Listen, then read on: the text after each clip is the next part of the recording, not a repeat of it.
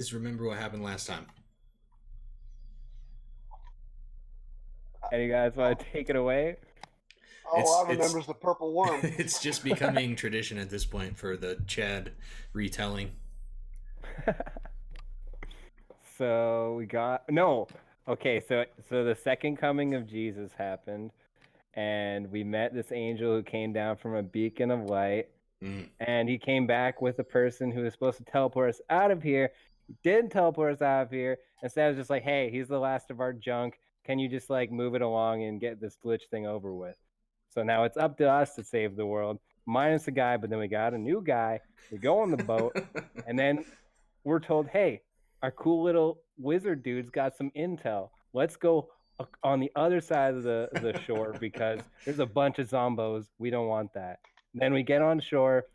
We walk for hours, half a day, a full day. I don't even know. And then boom, after like a day and a half or a full day, we see people running, and then all of a sudden, sandworm attack. Pretty much sums it up, I think. Hell yeah. Pretty good.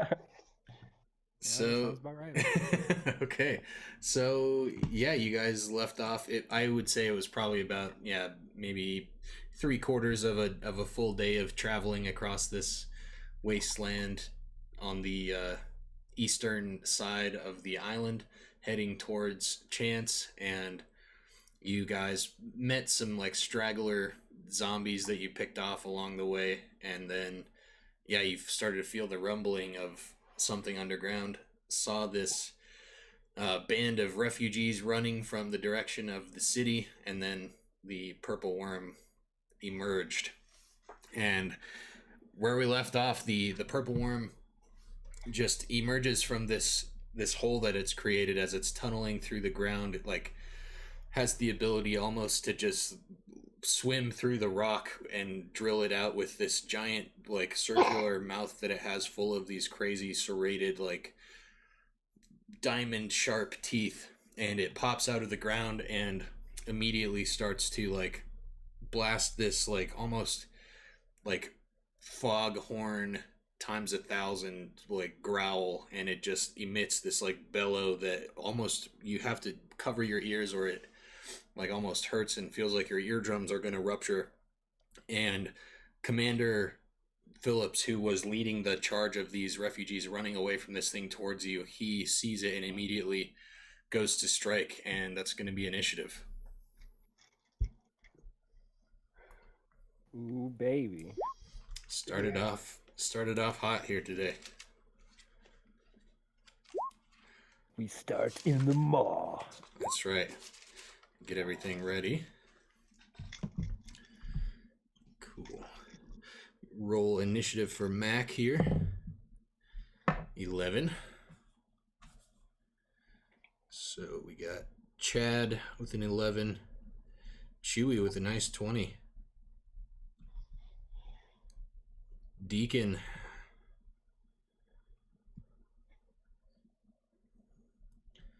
And Mac with an 11. Commander Phillips. He got a 5, but he's charging ahead anyways. All right. Just before we start this, how is Deacon feeling about all of the events that have transpired since he was teleported here? He's probably still wondering what he got himself into. Yeah. Makes sense. All right. Let me get everything pulled up. All right. So, how's the stream look? You guys see everything? It looks good. Okay. So, Phillips charges forward. He sees the worm emerge, and it immediately starts to like bellow out this loud yell. You can tell like half of this thing or more, you can't even tell how long it is. It's probably 10-15 feet around, and the size of the token on the screen there is like not a good representation. This thing takes up so much space. It's looks like it's having to like squeeze itself out of this hole, and you can't tell how much of it is still submerged underground, and it lets out this bellowing roar that comes from underground, and it immediately starts to look like it's gonna like pull itself out of the hole and like jump and dive into another one and try to like burrow down and attack from underneath. And Phillips just decides to run ahead and try to slam himself into this thing and start attacking it before it can cause any damage. So he runs up and attacks. And he has this giant, like, two-handed great axe and tries to just cleave into the purple worm, and it hits, and it just looks like it just bounces off this, like, gem and rock plated hide that this worm has. And you can see sections where the hide is, like, kind of rotting away, and you can see on the mouth, it's almost like this thing looks like a tube, that doesn't have like a face with a mouth on it. It just is like a giant mouth, and then there's eyes on the side, and you can see the eye, one of the eyes is like hanging out, and there's like open wounds, and this thing is bleeding, and some of this hide seems to be decaying, but the parts that are still intact are just solid as almost like steel, and the axe just clangs into the hide and does literally nothing to it. And the worm retaliates and reaches down and tries to engulf Phillips. Oh. Let's see here. Try for a bite. It's going to be an 11. That's not very good. And it reaches down and tries to engulf him and bite him, and he dodges out of the way quickly. He looks like he's exhausted from the running, but he's still quite nimble, and for like a very large dragonborn man who probably is about the same size as Chad, but he looks like he's much more heavily encumbered with his, like, he's got this commander armor and this giant axe, and he just springs out of the way. But as he does, you see this giant stinger of a tail emerge from a different spot a couple feet away. And as he leaps to the right to get out of the way of the bite, the stinger just stabs him right in the side and just pierces right into him through his armor. And he takes 3d6 plus 9.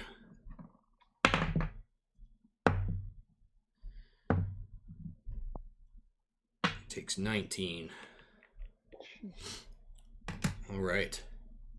So, Phillips is done. Back to the top of initiative. Chewy, what do? You see Phillips get this stinger in the side, and he kind of like clutches his side. The stinger like goes back down underground, and the worm springs back up ready to attack again, and it's up to you, Chewy. Kitsu, hey, welcome to the stream. I turn around and run. The thought did cross my mind. Yeah. I'm going to move up to your right 3 spaces diagonally. Like right here?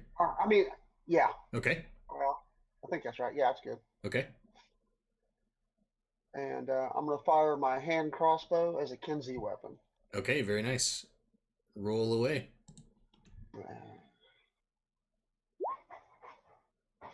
20. Very nice. That is, let me see. I never actually looked at the AC of this thing. It is a hit. I was actually like, oh, maybe it's not, but it is. Maybe it's If it's 20 maybe, oh my AC. God.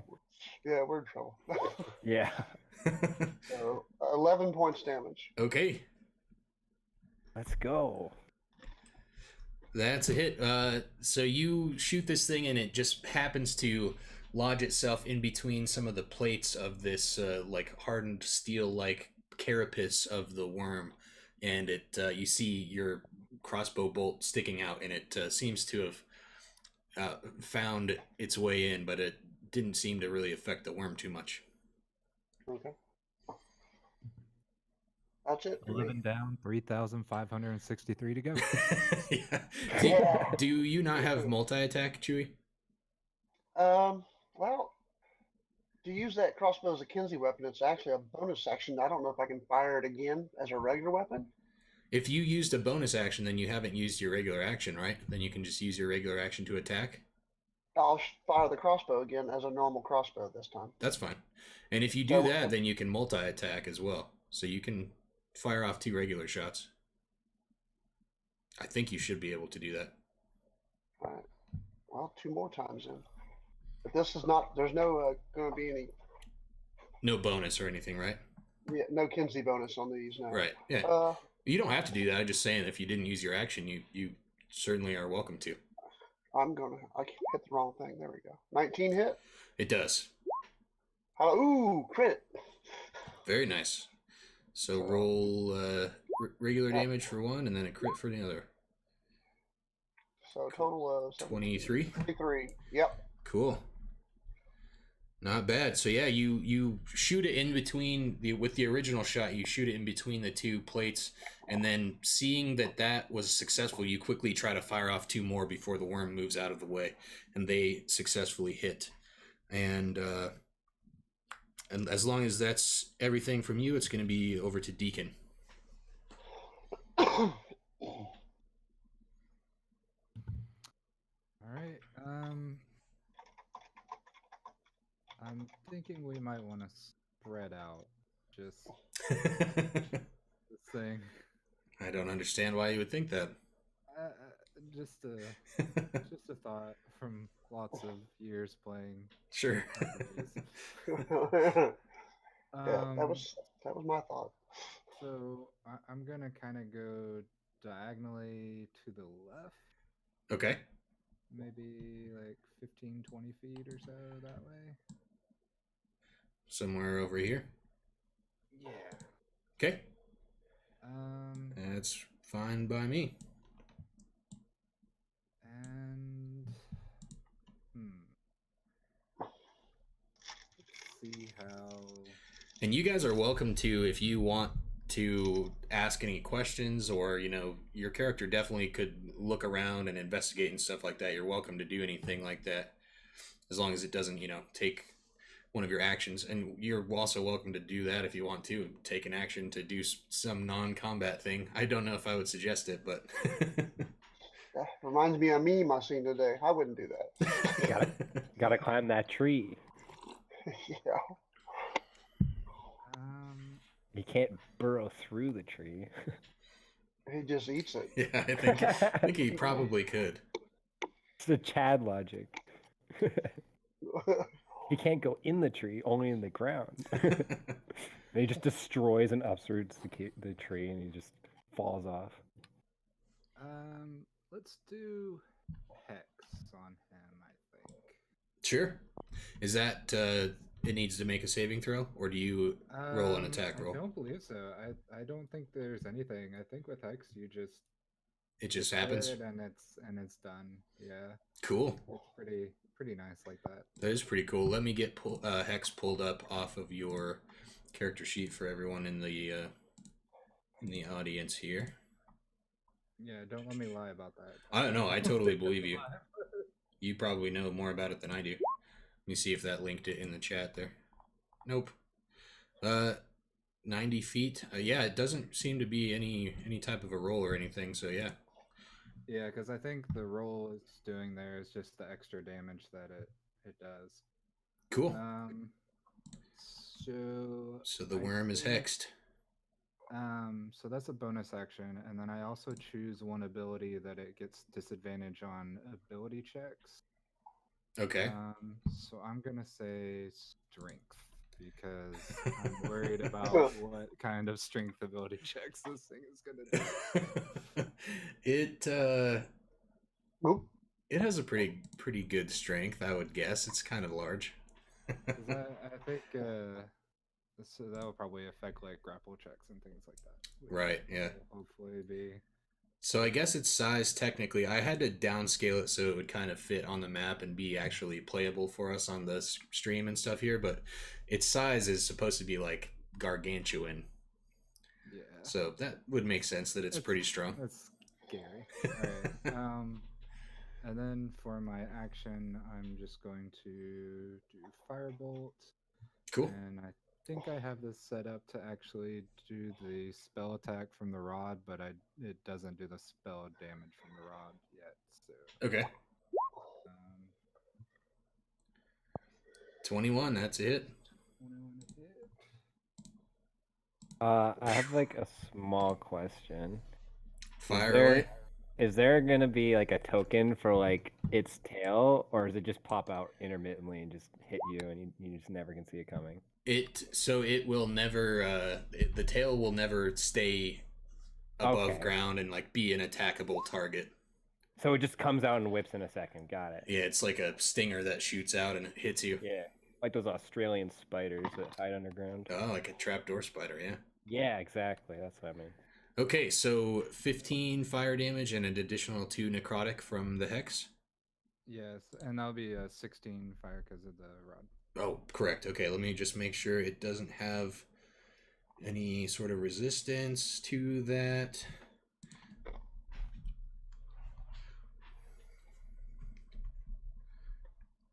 Plus 18, so 52.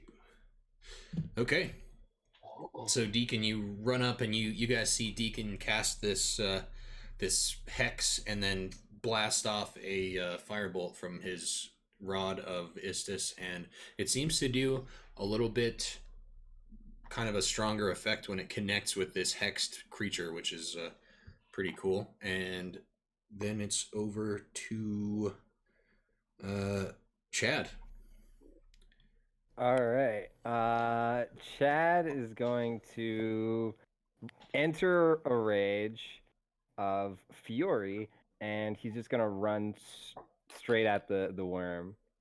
He's gonna try and flank it, but I don't think he has quite enough speed. He has 40 speed, so how far can he get? You could get directly to the left of it, but you couldn't get behind it. Okay, that's what I counted in my head too. So yeah, I'll do that, and I'll probably try and get behind him next turn. Okay. So I'll get there and just hit him with the regular, maybe a double attack. All right, here we go. Swing one. We got. Oh, almost did that wrong. We got a hit. Oh, that's the hit. Nice. The nat 1. Still a 10 because Chad is overpowered, but that is a miss. Dang, that really missed. Okay. But that one. That makes up for it. The 28. 28. Yep, that's a hit. Sick. Do I like stub my toe? So it's 2d6 plus 8. So 15. 15 damage. You you're using the greatsword, right? The Elder Steel. Oh yeah. Cool. So you slam that thing in between a couple of the armor plates, and you draw it back, and you know you connected with flesh, and where you like would expect blood to come pouring out of the wound, you just see like some kind of necrotic, rotting flesh kind of like flop out, and this like congealed blood you can see in there, but it doesn't like come pouring out of the zombie worm. This is slightly less satisfying for Chad. Good. Anything else there? Are we even killing it? No, That's a good question.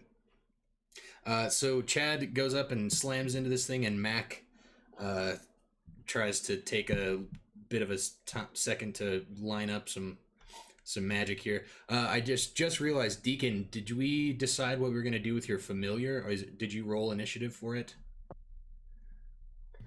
Oh, no. Or is it going to just act on your turn? I'm cool with whatever you want to do. I mean, it might be easier to do on my turn. I don't think there's ever really going to be an instance where I'm using it in such a way that it's not like channeling a spell. So Okay. Well, and I'm cool with if you ever want to use it, like if you want to set it up so it goes like after a specific player in the turn order or anything like that. I think it'd be cool if you were able to do that. I think that would give familiars a little bit of like an extra cool thing they could do. Like if you wanted to delay your familiar's turn until it goes after somebody else, then that's fine too. So pretty flexible with however you want to use it. Was there anything you wanted to do with it on your turn? No. Okay, cool. So Mac is going to run up, and he's actually going to like run up behind this tree here. And 5, 10, 15, 20, 25, 30. Oh yeah, he's got plenty of room here. And I forgot to pull up Mac's character sheet. I apologize, everybody. Mac is going to do some business now. I know you guys were not impressed with him last time, and he wants to make it up to you guys. So he's like, all right, guys, check this out. And he, let me see really quick.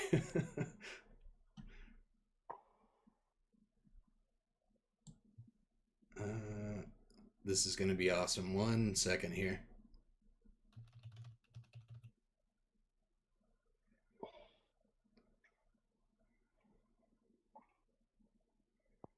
Sweet. Okay, so Mac runs up behind this tree, and he yells out to Chad, and he says, "Chad, do you trust me on this?"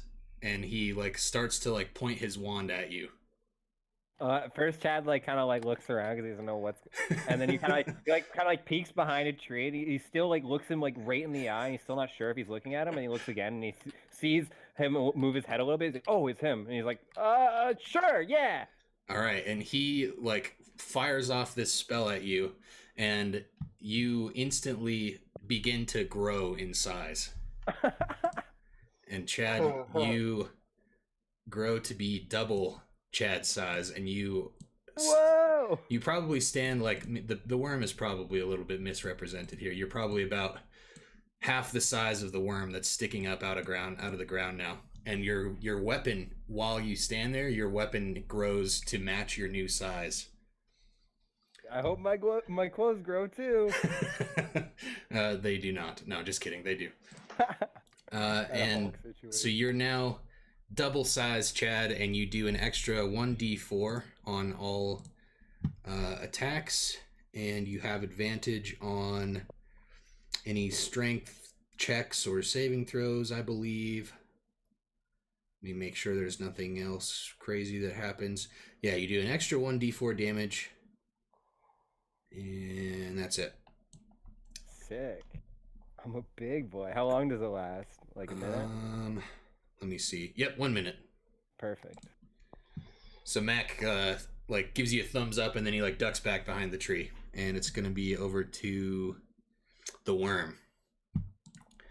So the worm is going to instantly like whip its head around, and it sees that Chad is now giant Chad, and it doesn't like Can't let that happen. It doesn't like a giant imposing figure trying to outshine it, and it'll try to engulf and bite Chad and see how that works. AC of 19. 13. Okay. So 3d8 plus 9. That sounds like a small amount of damage. So take 16 piercing damage. I don't know if that matters. I guess it does. Yeah, it does. I was like, please don't say necrotic. So now please make a dexterity saving throw. Dexterity. Oh, I got debated. Oh no. Uh-oh, I didn't see it. What is it? 11? Yeah. Nice. So you like are growing to this new size, and you're like trying to get your bearings, and you are kind of like stumbling around. It's like really disorienting that you just doubled in size in like the span of 2 seconds, and this worm whips around instantly, and it totally like lurches its body over you, and it picks back up, and everyone can see that Chad is gone, and Chad has been swallowed by the worm. So now, Chad, you are blinded and restrained, and you are immune to any attacks or other effects from outside the worm. And at the beginning of each turn, you take some damage, but then you still can attack. And if the worm takes enough damage in a single turn from inside of it, then it has a chance to fail a saving throw and regurgitate you. I'm gonna Hercules this stupid worm. That's right. And so the worm swallows Chad, and then as you all see the worm just like engulf him and then pop back up, and Chad is gone. In your surprise, you're all kind of stunned, and this tail stinger shoots out and attempts to stick into Chewie. Oh. I'm What? invincible. What'd you? 13 what'd to you get hit. to hit? Oh no, gotta get 19. All right, it shoots out and tries to stick into you, but Chewie, you quickly dodge out of the way. The worm, however, then burrows underground while Chad is still inside of it, and emerges right next to old Chewie there. Chad, I'm just gonna place you like slightly behind the worm. Yeah, You're we're in- just traveling together. Yes, you're just right with it there. And we are over to Commander Phillips, who now, after attacking this thing, doing no damage, and then seeing it swallow a dragonborn of comparable size, he's a little bit freaked out. But he is a brave soldier, and he will come up and try to attack it again. He hits this time. All right, nice. And he does 11 damage. It's not too bad. And it's back to the top of the hour. It's Chewie. I'm debating about doing something. So how close is he to me? Right next to me, or? He would be within, you're in the direct next square over from him. He takes up like 2 squares up and down. Okay.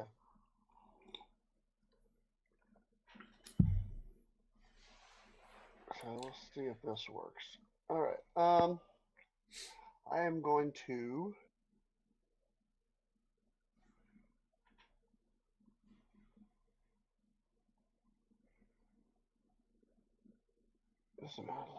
I'm doing the monk ability. I'm trying to find it. Cool. I know you have a lot. I'm going to use it to escape, but I can't. Oh, okay. See if we can.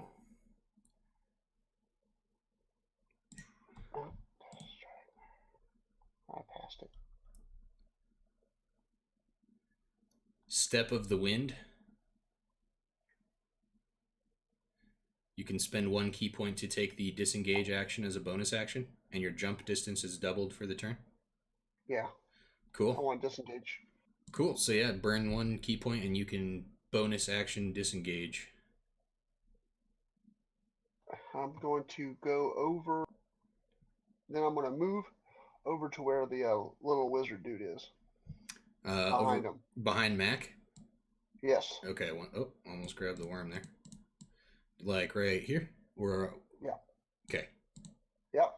And then I'm going to activate the Cube of Force. Whoa, okay. Sweet. First time seeing that. Watch where you point that thing. It's 15 foot, so I'm protecting Mac right now too. Okay, so Mac is very appreciative. He was hiding behind the tree, and now you're inside your force field here. Yeah, 15. It's a 15-foot cube. If I read that right, and I'm doing it for non-living matter. Is undead considered non-living matter? Yeah, I guess. I mean, I'm asking. I really don't know. I don't either. I would consider like. So that means like no non-living matter can pass through it, right? Unless it's a wall, floor, or ceiling that I allow to. Okay, so I would guess that the worm cannot pass through it, but I don't think that the worm is like if it tried real hard, it probably could, like you have a little bit of a shield against it, but I don't think you're just like okay. Then I'll spend 5 charges and say nothing can pass through the barrier. Nice. Okay. Cool. So yeah, you're inside the cube of force. So does that mean like 15 feet? I'm guessing it would be like this area on screen, if you can see that. I didn't see. On the stream. Oh. Yes. Okay, cool. Makes sense to me. Like a three square cube around you and Mac. It's supposed to space. It's actually supposed to stay centered on me. But Okay, so I guess it would be right one lower than where I had it. yes. Cool, that makes sense. All right. So bonus action disengage, and then I guess it's probably an action to use the cube, right? Yes, it was. Cool. Anything else from you? Nope, that's it for this turn. All right. Deacon, back to you. You see all this crazy shenanigans going on. Man, I am really wishing I hadn't cast Hex now, because I could have just like popped myself inside that cube. It's been like Misty Step. All right. So now Oh. that would have been good. Oh well. You're not going to need it, right? Come on. Yeah, nah. Actually, I could have taken the captain with me. I could have used Thunder Step. Oh, yeah. That would have been so good. All right. I'm probably just going to. The fire seemed to work okay, so we'll. I think it's my most damaging thing right now, so we'll go ahead and give that a shot. 17, that is a miss.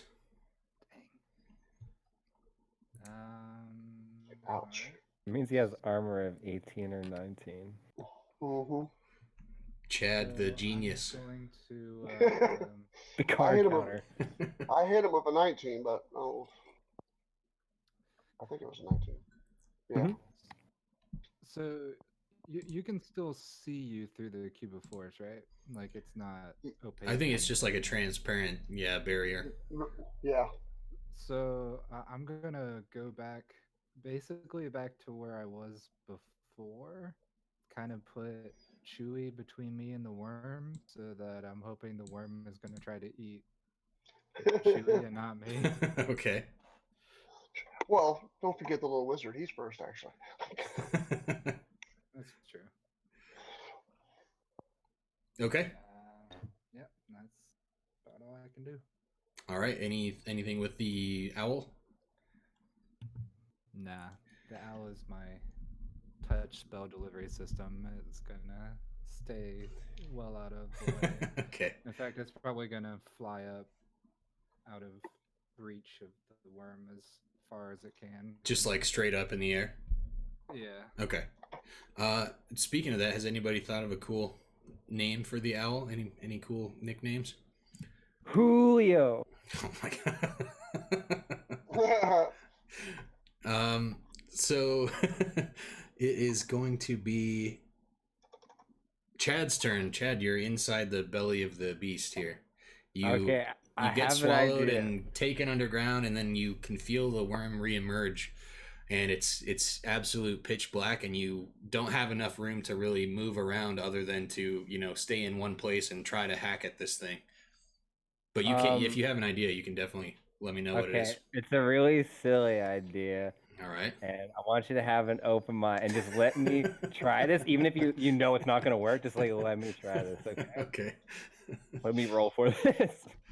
I want to try and grab some grab around and see if I can get some loose, kind of stringy organs or veins. Okay. Or if those don't exist, kind of chop and hack to create little sinews of skin on the inside.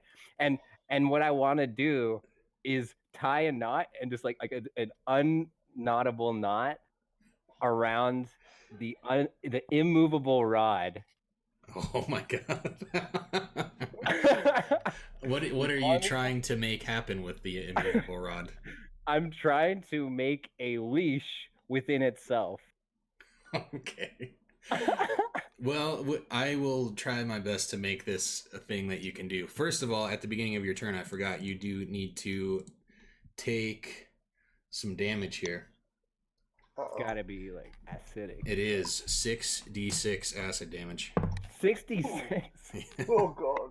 I mean, you don't even really have to tie anything to it. If you just suspend it in air inside of it, if it tries to move, I was it's thinking gonna about that. rip a hole through itself. It would have to like turn around and like open its mouth and like move backwards.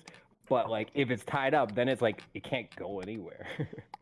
Yeah, but if you hold on, if it moves backwards and gets to get rid of the rod, you hold on to that rod. You go Because with it. like yeah, because like I could just like leave it in it and it's like kind of like it's a big difficulty. I think eventually it could get out.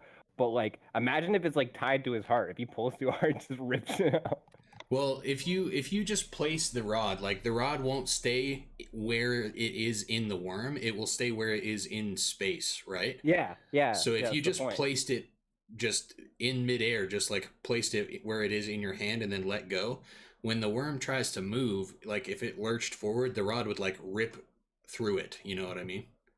Yeah, that's Mhm. what I'm saying. So you could try to tie it onto something, but it would have the same effect as just like Okay. If you sticking think it'll it have the same in the effect, air. then I will definitely just place it, press the button, as my original thought, and just be like, Chad! And you just like hear that. So in the back. first And thing, then you take can just walk out the 17 hole. acid damage. Holy shit, I'm down to 10, guys. Oh crap! Oh I yikes! can't survive another turn in this thing. So Oh, crap. I'm going to say that, you know, placing the immovable rod, I like that. So I'll give you some inspiration for that. So if I think there's a place on your character sheet you can mark to have inspiration. Yep, top Oh left. yeah, there is. So you now have that you can spend to get yourself advantage on a roll if you have a roll come up that you want to try to succeed on. And the worm will have to succeed on a constitution saving throw. And if it fails, it will rip the rod will rip a hole through the worm and it will regurgitate Chad. Cool. And that will take your turn. So at the end of the turn, the worm tries to make this save. Let's see. 17, and it has to make a 21. The worm's constitution is +6. So the worm saves, but it will take some damage from lurching around to try to attack Phillips, and it will take, let me see. It's going to take 27 damage from your immovable rod. Does it rip a hole, or is it just like internal damage from moving around? Let me see 1 second.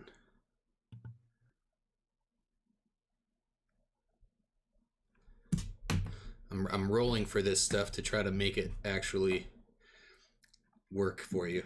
Hell yeah. Yeah, all right. It rips a hole in it, and it's not like it doesn't just instantly rip this like Chad-sized hole. Oh, of course not. I'm double sized too, so That's true, but because you are double-sized, roll a strength ability check for me, which you have advantage on because of your giant size. okay. So that's just my flat strength, not the saving throw, right? Correct. It'll be your strength plus your proficiency bonus, I guess, and then you have advantage as well. Okay. So then it is +8. All right. Jesus Christ. Okay, so you rip a hole, or like you grab into the hole where the rod came out and you like start to rip it open, but you can't get it you can't get it past like the armored plates on the outside. It just like won't budge, and you could like maybe you can like stick your head out and say like, hey, somebody else help me out of here, but you're still like kind of like trying to crawl your way out for now, and this thing is like thrashing around now that it's being like ripped apart from the inside. So Yeah. how much damage did it do? He took 30 damage from that. And was that enough to trigger the thing that would let him escape? No, he failed. Oh, is that Yeah, right? so He succeeded, when like it takes that much damage, then it makes a con save, and if it fails, then it like throws up anything inside of it. Oh, but it made the It succeeded. Yeah. I couldn't rip through that hole because it's like a little too small, and I'm like too big. I'm just like trying to get my finger in it to the other side. I just can't. Yep. You're just wiggling your finger through the hole like Yeah, that's what you guys. see. You guys see that? You're like, what the hell is this? Is he spawning more worms? You see his white, Oh like god, thick finger. it's coming out. pregnant. It's gonna make more. So the worm is like thrashing around and trying to both like see who to attack, and it's trying to see like what is going on because it's being like assaulted from the inside too, and it looks like it's convulsing and looks like it's gonna regurgitate everything, but it's somehow like it holds its stuff back in. And Mac Mac can't do anything from inside the cube of force, can he? Well, that's what I was going to ask you next. Nothing can pass through. But I can let walls, floors, and ceilings pass right through. In other words, I can move. Right. So I'm assuming nothing can go through it, like an arrow. Correct. So it's like it's either way, like in or out. Okay. So while you're in the cube, you are protected, but you can't do anything on offense. So Mac, let me see if Mac has anything he can do to buff you guys while he's stuck in there. Let me see. You guys gotta hit it so I get spat out. He dead so. I wonder if you could technically cast a spell through it that doesn't like. Yeah, I was thinking. It's not like a firebolt. If it's like a buff yeah. or a debuff spell, you know, that something that just happens on them. I would guess that you can.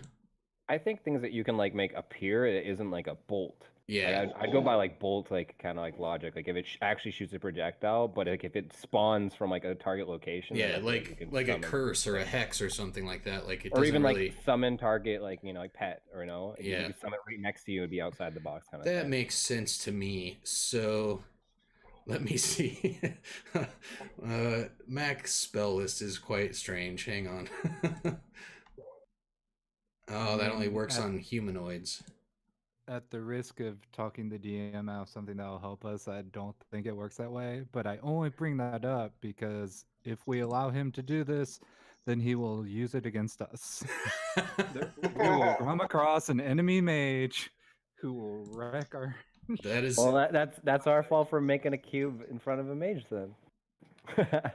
It's so... Okay, so I'll say this. Like, I will leave it up to you guys however you want it to work. I can look up the Cube of Force really quick. Let me just look it up and see. Spells. For me, I just like projectile rules. Just like as long as it's projectile, it gets blocked. But if you can summon things, spawn things, cast an ability from it. Hang on, I got it pulled up. Hang on. Yeah, that's my thing. I don't care though. What kind of spell was he wanting to cast?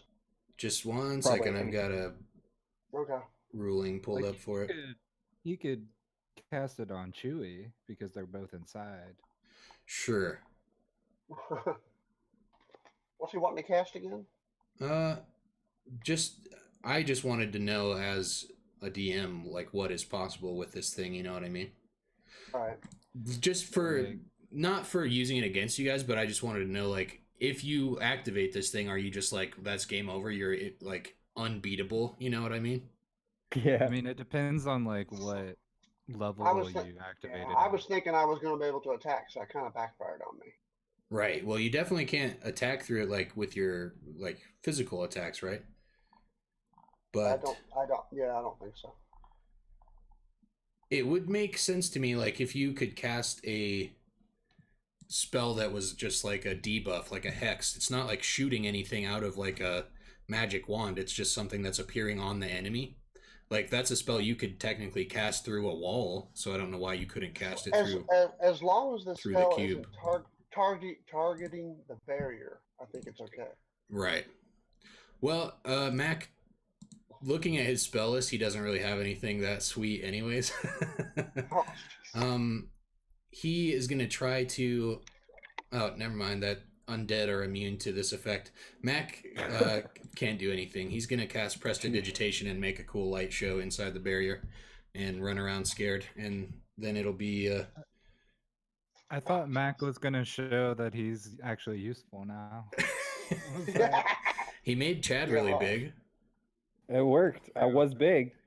Mac has some cool spells, but one of them only works on humanoids and one of them doesn't work on undead, so it doesn't really work here. But what unluck, He's very frustrated, and Commander Phillips sees Mac running around, maybe trying to be a distraction to the worm while it's thrashing around, and Phillips will try to slam his axe into the like bottom of this hole that Chad has created, and he's going to try to help Chad escape from this worm. Nat 1 on the first attack. And 12 on the next one after that. Phillips slams his great axe into this worm, and it flips around and instantly like targets him, and he loses his balance and almost like stumbles over backwards and ends up not being effective against the worm at all. And it's the worm's turn to attack, and it fires off a bite, and it attempts to bite and swallow Commander Phillips as well. 24, so that's gonna succeed and do some damage there.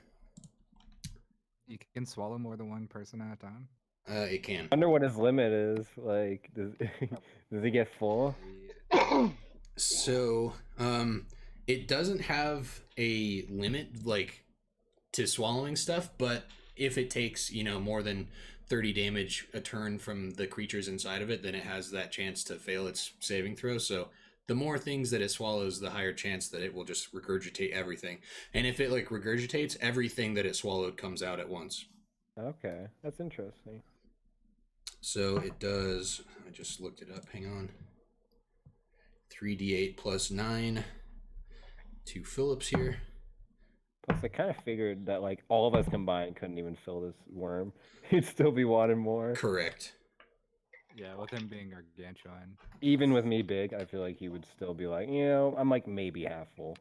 How big is this worm, by the way? I mean, it's a mild snack. It's gargantuan sized, like in the rules. It's much smaller on screen than it actually would be. Like technically in the rules, it would be like 200 feet tall or something. Okay, cool. It's massive, like double sized, like magically enlarged Chad was not even half as tall as the half of this thing that's sticking out of the ground. Okay. So it's quite large. This thing goes down to bite Phillips and draw him in as well, and kind of flip him up and then swallow him in the maw. And Phillips, he has to make the saving throw to not get swallowed. He saves, and he takes this massive bite from these like grinding, giant circular grinding teeth, and you see the mouth envelop Phillips and like just rip off of him, and one of Phillips's arms just gets all of it, the skin just rips off and flies into the air, and his arm is just like ripped off of his body, and he just falls limp on the ground. Ouch. And it's over to Chewie's turn. Probably gonna leave a scar. That one's gonna hurt in the morning. Gotta get him. Chewie, you see Phillips just get his arm ripped off and shredded by this thing's like grinder of a mouth, and then you see Chad like struggling to try to escape from this thing's belly before he gets devoured.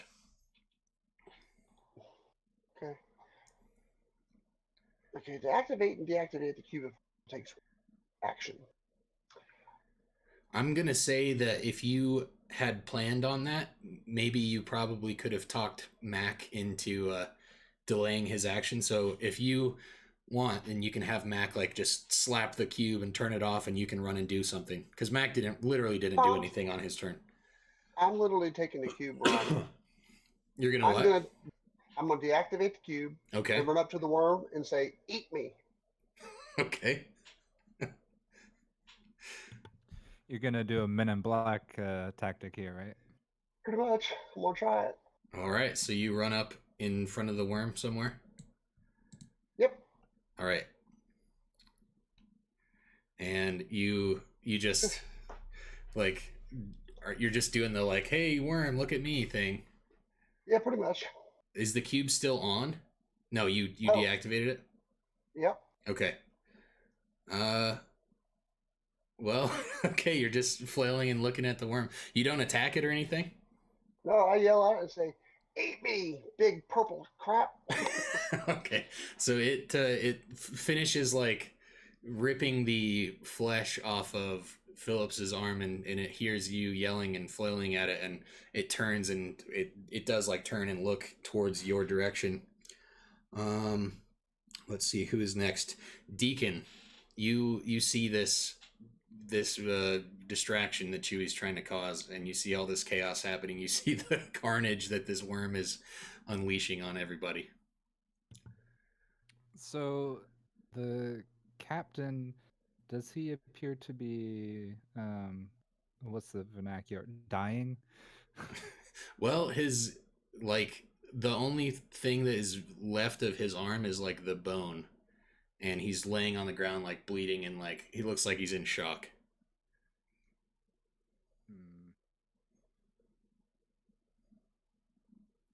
We'll get back to him. Yeah. He'll be fine.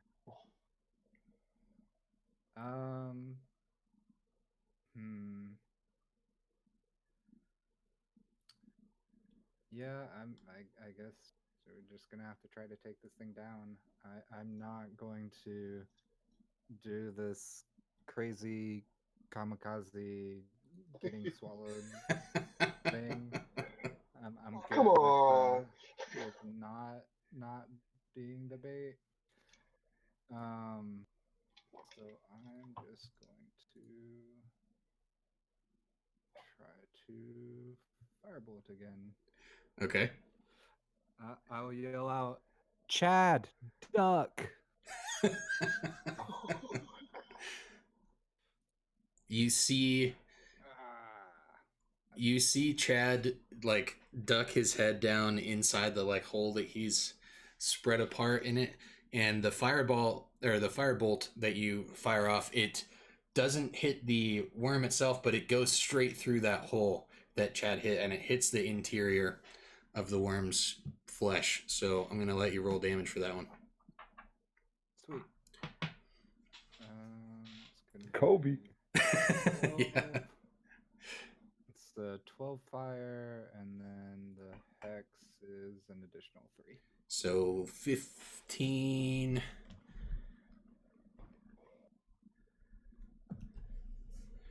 And all right.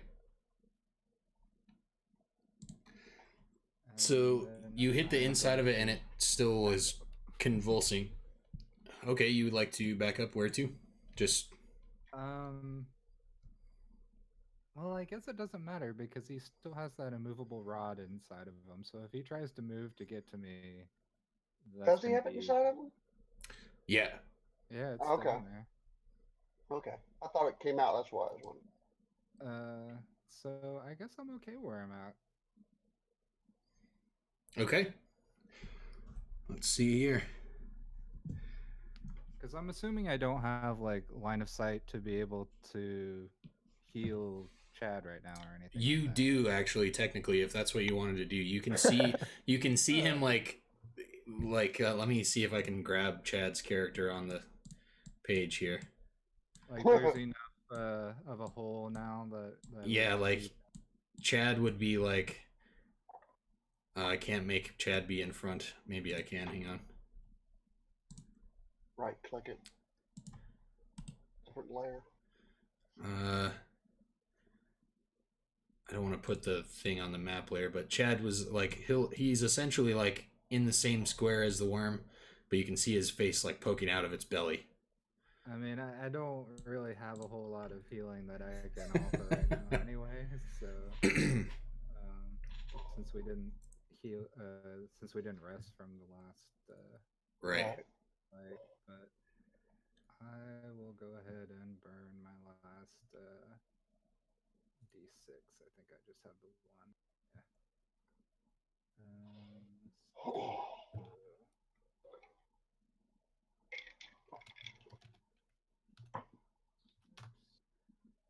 Yeah. That's not too bad. All right, Chad, you get an extra 4 HP. Sweet. Now instead of only rolling ones, if you only roll twos always. Yeah. You do well. Cool. Can you do inspiration? that help with anything? I can't inspiration his death on me. Yeah. I'm inspired to die a little bit less. I like it. So Chad, it is your turn at the beginning of. Let me see. It was nice knowing you guys. Probably should have just saved it to get you back up as soon as you go down. So, Chad, what are you doing on your turn? I have to exit though. But do I get to do my turn still? Yep. Okay. Well, I'm just gonna fucking like triple attack before I immediately just melt. I gotta get the hell out of here. So Get the hell out of here. So you don't have to take the acid damage until the beginning of the worm's turn, which is it's you and then Mac and then the worm. Okay. So you are blinded and restrained while you're inside the worm, so you can attack, but all your attacks are going to be with disadvantage. Can I use my inspiration now? Yes. Okay, on one of the rolls, you can use it to gain advantage on one roll, so it would just cancel out, and you just have one normal attack and 2 disadvantage attacks. Okay, so I'm gonna do the normal attack first. All right, everybody, pray for Chad. Please. Oh, okay. That's one. All right. That's one. Okay, so this is the second attack. Oh, let's go. Oh, does 18 hit? Does 18 hit? 18 does hit. Yes. Oh, That's its armor class. God, all those times I was so close to hitting it. Yeah. All right, final one. Oh no! I at least hit him with 2. I hit him with 2. You hit him with all of them, right? You had it's disadvantage on the last okay. one, yeah. I thought it was advantage for a second. Yeah, I man, know. it's so crazy that you get a 10 with a nat 1 still. That's so insane. It's crazy. I got 2 nat 1s today inside the worm. So, yeah, you hit him with 2 attacks. So, roll your best damages for Please. 2 attacks. Please.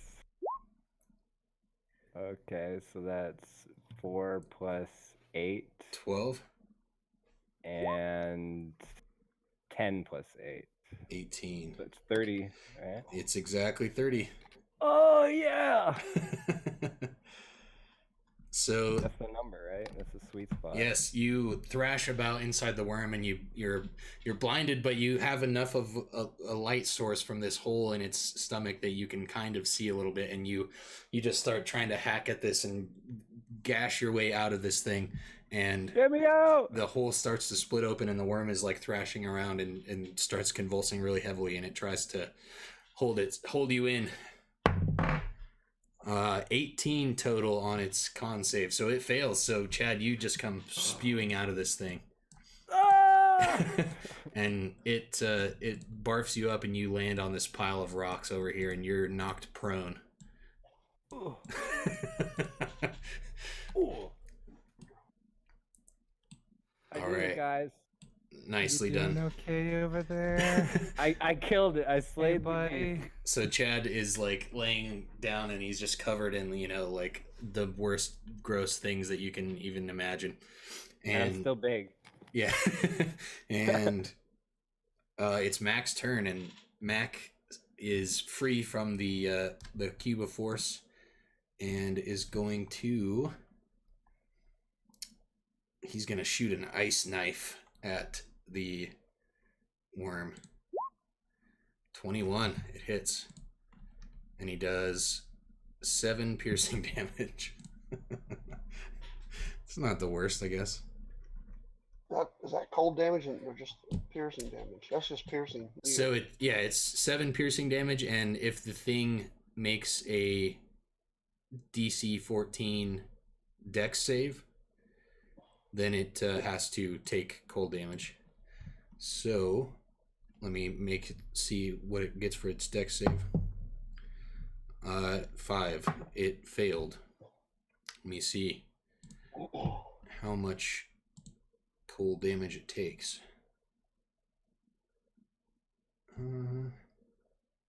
55. 2d6. Yeah. Okay, so it also takes 10 cold damage. Very nice. Mac did 17 damage. He's not useless, guys.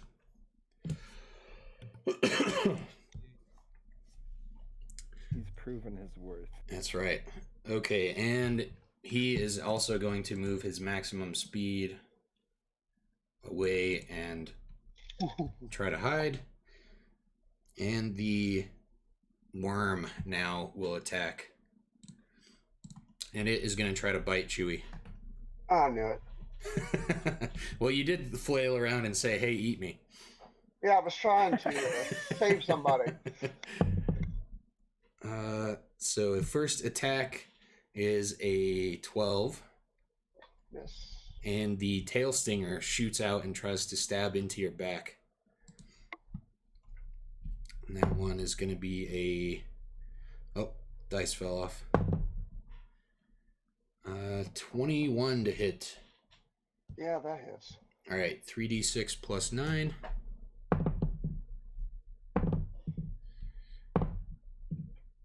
19, and make a con save, please.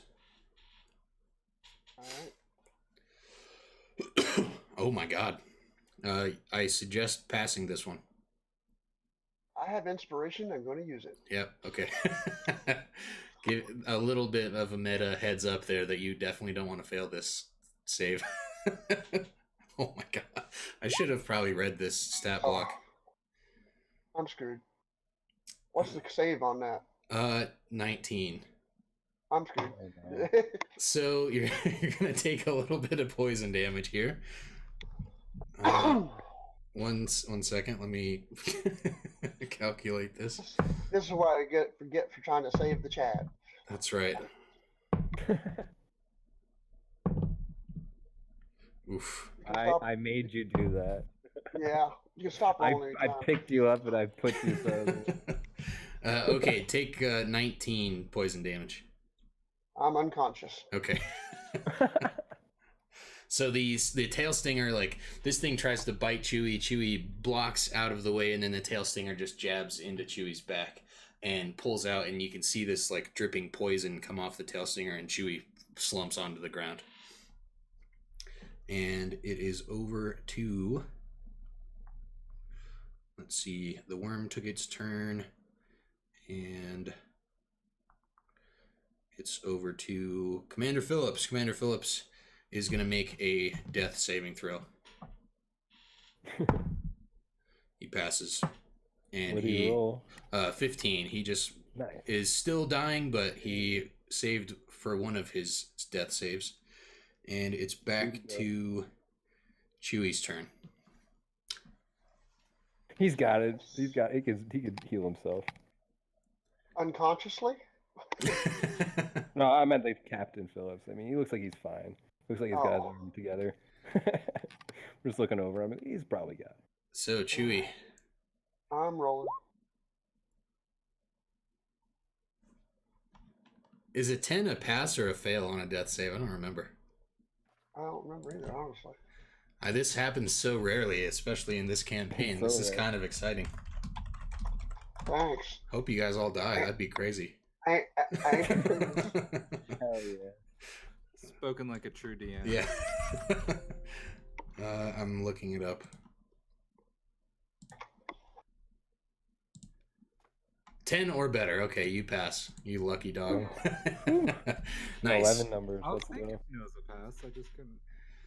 Yeah, you wanted to get the pass, but it's like, why would it be 11 and 9? That's a weird change. Yeah. Cool. So, you guys both pass your first death saves. The worm passes. It's over to Chad. Oh no, Deacon. Yeah, Mac didn't go, or it's Deacon and then Chad and Mac. okay. So, Chad, you're still alive, right? You're just I'm down. I'm prone. I'm about to die, but I'm still alive. It'll be fine. I'm everything you want me to be. I'm the most healthy here. And Chewie just passed his save, so and the captain passed his save. So I'm going to try something before I get into the healing and all that good stuff, which I don't really have much healing left. But I'm going to try to use because the immovable rod is still inside that thing, right? Yep. I'm gonna use my repelling blast with my Eldritch Blast. Ooh, okay.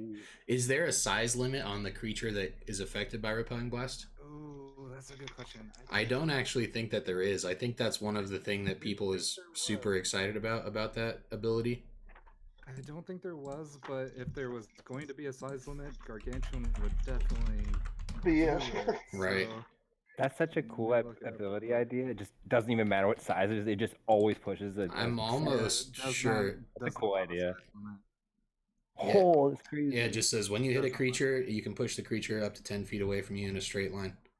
Now that's I get magic. 2 tries at this, so All right. let's,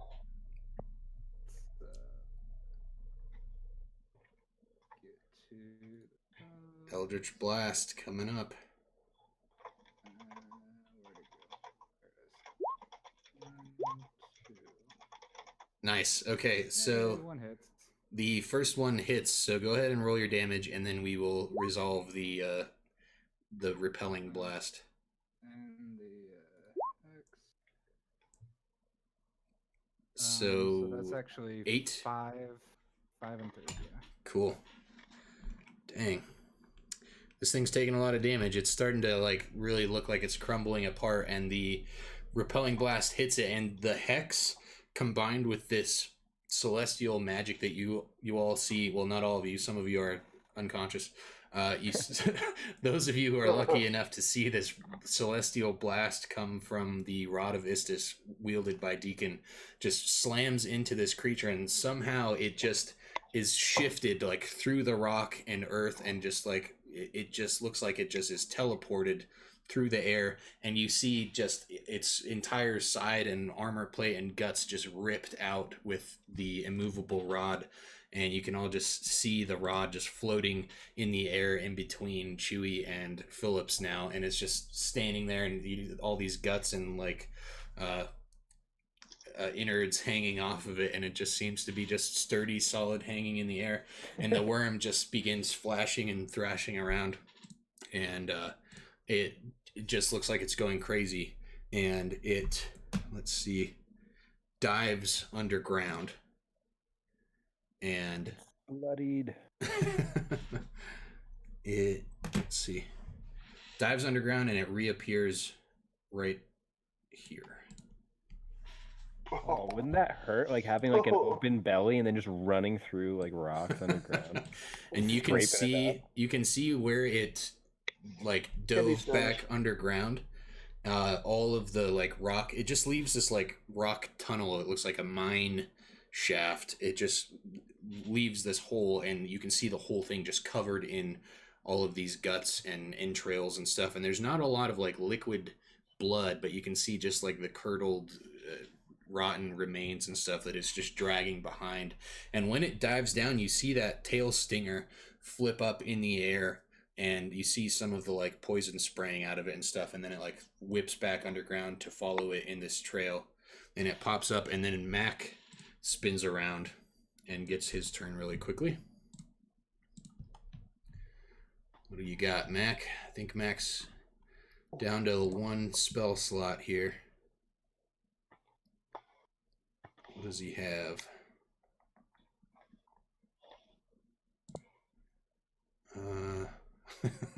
Mac could cast Phantom Steed and run away.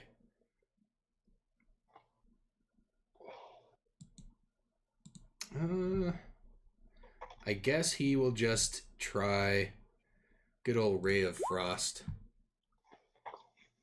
All reliable. Yeah, all unreliable as it Oh, because he missed. it Is does that miss. 17? And this gargantuan beast appears in front of Mac, and he misses, and it's it's gonna be the worm's turn. The worm. Chad rolls over on the ground. Oh wait, Chad, it actually is your turn, correct? Oh, is it? Yep, I I forgot. was just rolling over because I was just like, oh, what a shot. Yeah, you and Mac go on the same count, so it is your turn. All right. So I'm prone, so I guess my first thing is I'm gonna try and get up. Yep, spend half of your movement, and you can stand up. All right, so that's what I will do. Um, can I like understand if these can I like look at these tunnels to see like if they're like deep enough to kind of just like walk down and kind of walk back up without really much any difficulty, or is it too deep that it's actually like... It definitely would be like difficult terrain. You could probably get down there, but it's not like like I wouldn't want to smooth... be. Yeah. It's like if things came down to it, I could be, but I don't want to be. Right. All right. I'm in a kind of weak state right now, so I'm gonna do something that Chad's never done before. Okay. I'm gonna throw a javelin right at this thing's face. Nice. Guess Chad is getting wise with his age. I don't know if this gains any bonus attacks. So I'm assuming I can only attack once with the javelin. I think you can still multi-attack with it. You just have to like have multiple javelins. That's how I have 4 javelins. Let's do that. Cool. Right. So yeah, you can throw 2 of them. Sure. I'll throw 2 javelins. Actually, were you adding your D4 to your damage? Oh, I haven't been to my damage. Oh yeah. You did. Let's see. I have it written down. Every time you hit, I think hit this thing on the inside. Twice on the inside. That so you can roll an extra 2d4 and add it to your damage if you'd like. Okay, I'll do that on the damage step. Okay, that's fine. Of the javelin, we'll just add it all. Cool. All right, so here's the first javelin. Okay. Over the rocks. Nat 20. Nice. Right in the eye. And now the other eye. 19. Pretty close. One goes in the eye and one just barely misses and hits its like forehead. Dunk. All right. And now let's go for damage. So it's 1d6 plus 5 piercing plus 2 rage. So 1d6 plus 7. So we got 12. Okay, now roll a d4 for that. Oh wait, I was doing the other one. Ignore this roll. Okay. D4. So 13. Okay, so the next one 12, 16. And then for the other 2 attacks that I did on the inside that I landed, we'll just add another 4. Okay. Did you roll your extra crit damage? Oh, that's right. So roll one more d6. Oh, let's go. Nice. That's a 5. Very good. Bat. Let me just make sure this thing is still kicking. Call that a cornea critical. It is. You hit one of its eyes and it was the one that was dangling, and it just like the javelin just pierces it and the eye just gets launched and stuck into the ground, and then the other one sticks into a little chunk of flesh on the inside of its mouth that's like gaping open, and the teeth that are like grinding around, you can see the javelin like grinding around in its mouth and cutting it up from the inside. That's great. I just like picture like his eye hanging like an apple on a rope, and I just throw it, and just chucks it straight through into the ground. Exactly. Okay, so now Chad, any movement? You have half your movement left if you want to move somewhere. I'm just gonna shift one spot back and crouch behind the rock. Okay. Crouch behind the rubble. Fair enough. Now it is the worm, and the worm seems to be, it like is crumbling and falling apart. Some of its armor plates are like falling apart now. The teeth that are just grinding around in its like giant mouth are cracking and breaking apart, and it tries like one last giant stand and tries to engulf itself over the top of Deacon. No. 19 to hit. Yeah, they'll hit.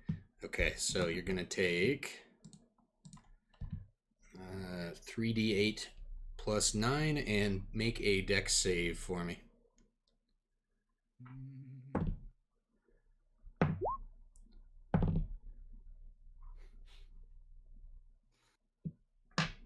Okay, you failed the dex save.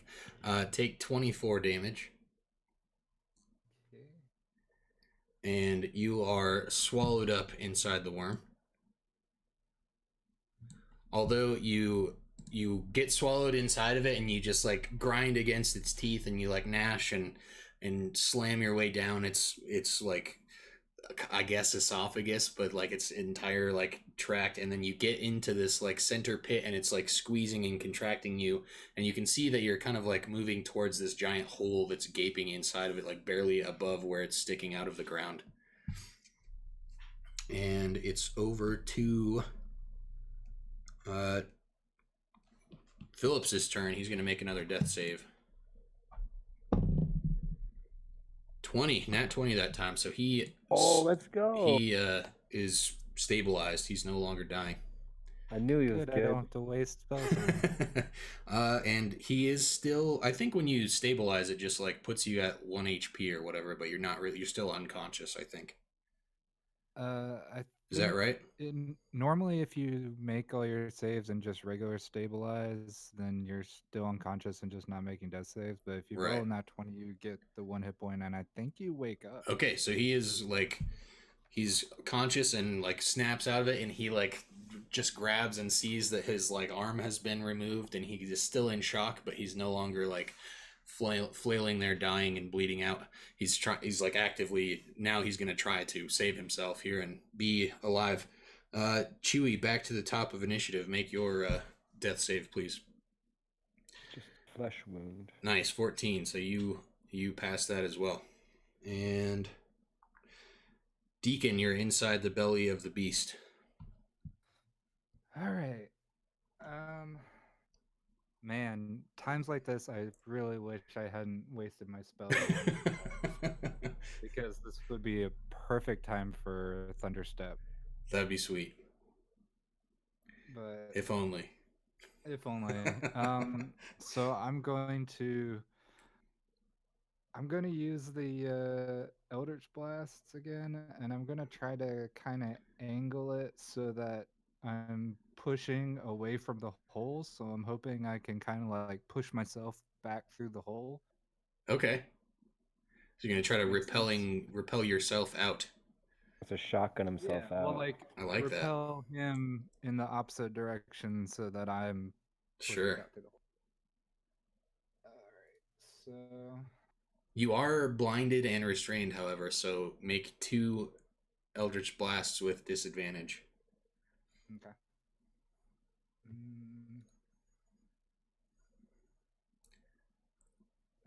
So that's both will miss, unfortunately. You continue to be swallowed up by this thing. You are inching closer and closer to the like hole that Chad made in this thing, but you are being constricted and slowly covered in this digestive rotting acid. Yum. Chad, over to you.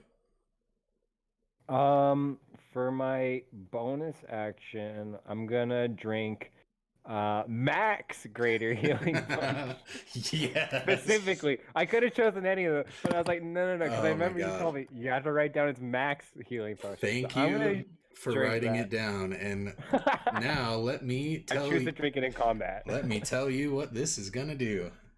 Oh God. Hang on 1 second. I hope it wasn't the wrong time to use it. No, surprise! This I'm isn't actually so excited that you decided to use that. Hang on 1 second.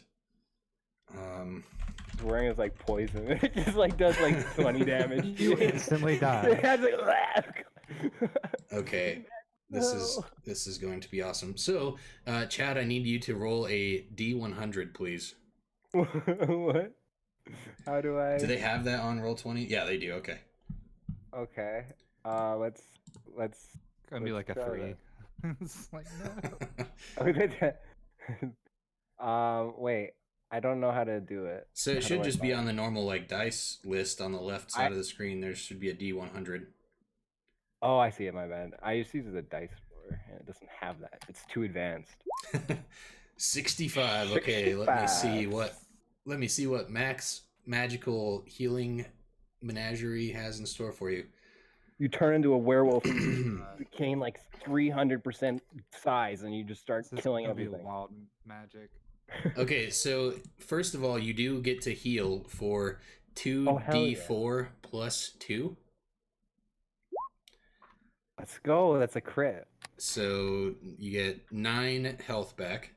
Hell yeah. And now select one target creature within 40 feet of you. And when you drink this potion, you just feel like energized, like no thing that you've ever felt before. And you just feel like this crazy, supreme confidence and strength fly over you, and lightning starts shooting out of your hands. And Chad Supreme! You shoot this lightning bolt out of your hands like Darth Sidious style, and I'm guessing you want to shoot it at the worm. Yeah, I was thinking Julio, but now that you mention it. So this one like great lightning bolt flies out of your hands, and you get to do 4d10. Holy shit.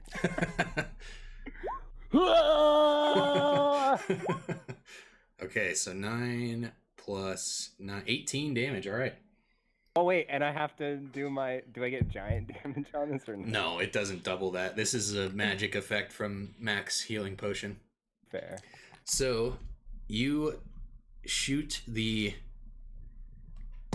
crazy lightning bolt flies over you, and the whole time that as soon as you like uncork the potion and start drinking it, Mac, like anyone that's looking at him sees him just like freeze, and he like gets really wide-eyed, and he just like holds his breath the whole time you're drinking the potion. And he's like, well, here we go. Let's see what happens.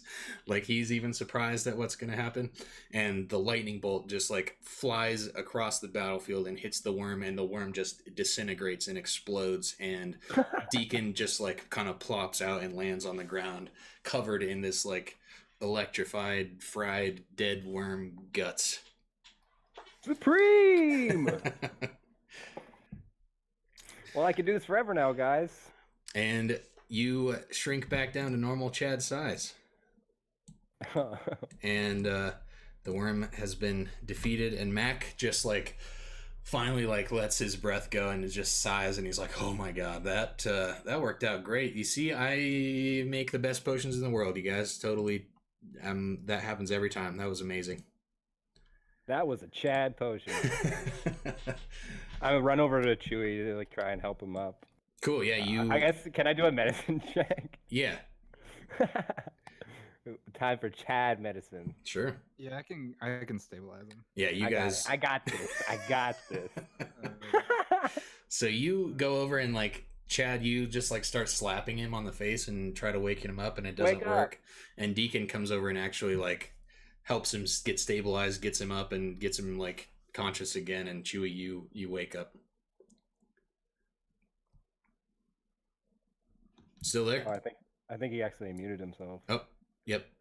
Chewy, if you're here, you are muted on the sound there. Still here? What happened? You survived. I have lightning powers and I killed the worm. Obviously, don't you remember? No, I was dead, I believe. So no, I don't remember. Chad, I'm guessing the whole time, like now you're still just like trying to use the lightning and it just won't work. Yeah, I'm just like looking at trees and going, and just like really concentrating. Right. So when Mac was all like, "Hey, everything went great," did he just like look really awkward after he looked over at the captain and saw his missing arm? Yeah. I'm like, that was wonderful, you guys. Well, Everything went perfectly. He was like trying to not sound like super sarcastic about his potion. Like he's like, yeah, that potion, it works great just like that every single time. And he's like trying to get you guys to believe that was the intended result of that potion. But yeah, he looks over totally on purpose. He looks over at the captain and he's like, we should probably use like more verified healing technology on that type of wound. And then Mac kind of like slinks back into the shadows. Commander Phillips kind of like tries to stand himself up on his other arm and push himself up and stand up, and he collapses back onto the ground, and he's like clutching the like stub where his arm was blasted off of him, or I guess like shredded off of him, and he is just like, you got any more heal? Kind of like groveling there and gasping for air and trying to stabilize himself. Deacon, you have any more healing spells or anything?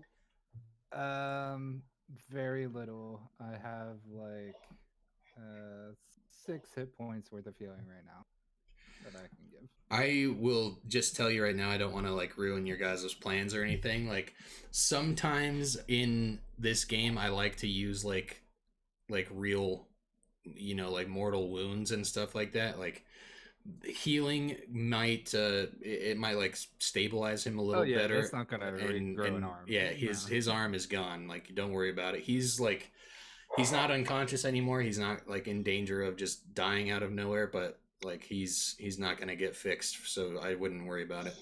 Yeah, I wouldn't worry about it. So we can heal the skin around the arm, and he could have a skeleton arm, right? So he could sneak in. He could sneak into places. What it looks like is he has like maybe like left arm. Yeah, the arm that's not like holding the axe in the token is just gone. Maybe there's so like a bone sticking out. Yeah, that's true. Yeah, it's okay that he's missing an arm though, because he's not going to be staying in our party for long. Even Mac has already surpassed him. This guy like hit himself on the head and like missed like all his attacks, and then it ripped his arm off. And he wants us to save him. He actually. And by the way, Chad actually goes over to Mac and like passes him on the back, and he's like, "You got my vote, buddy. I want more of those potions." He's sold. He thinks everything's gonna work like that now for Max. Mac is like, it is. That's how it works every time. I'll give you a special loyal customer discount now. Let's go. And he like shakes your hand in a like super like pawn shop guy type of a way. With that kind of behavior, we might bring you on the next adventure.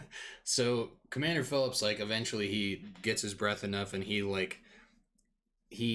just maybe ties off part of his like undershirt around his like remaining arm spot. I don't know, and it like tries to stop the bleeding, and he like looks at you guys, and he's like, "Well, that didn't go very well." And the rest of his kind of group that was with him has like run past you guys, and we'll just say that they were like hiding like behind a hill or something, and they appear, and there's a couple of them that when they originally ran past you guys and the worm appeared, like a couple of their party was like swallowed up and killed by the worm, and there's maybe just 2 or 3 more civilians that are left now, and they all emerge and they like run over to Phillips and help him get stabilized, and he looks at all of you and says, like, "We barely made it out of the city. We were headed towards the coast to just try to see if we could escape to our safety. I guess we're lucky to have ran into you guys. That was, I don't know if you could call it lucky." You sure are lucky, because 1, we saved your butts, and 2, we stopped him from finishing the job after he took your arm. And 3, guess what, bro? We got a boat waiting on the shore for you. If you keep walking down this way all the way to the shore, this east side, we got a boat. Let them know that you came from us, from Chad. Chad sent you, and they'll be glad to let you on, because you're the only non-zombies on this island. I think they'll understand.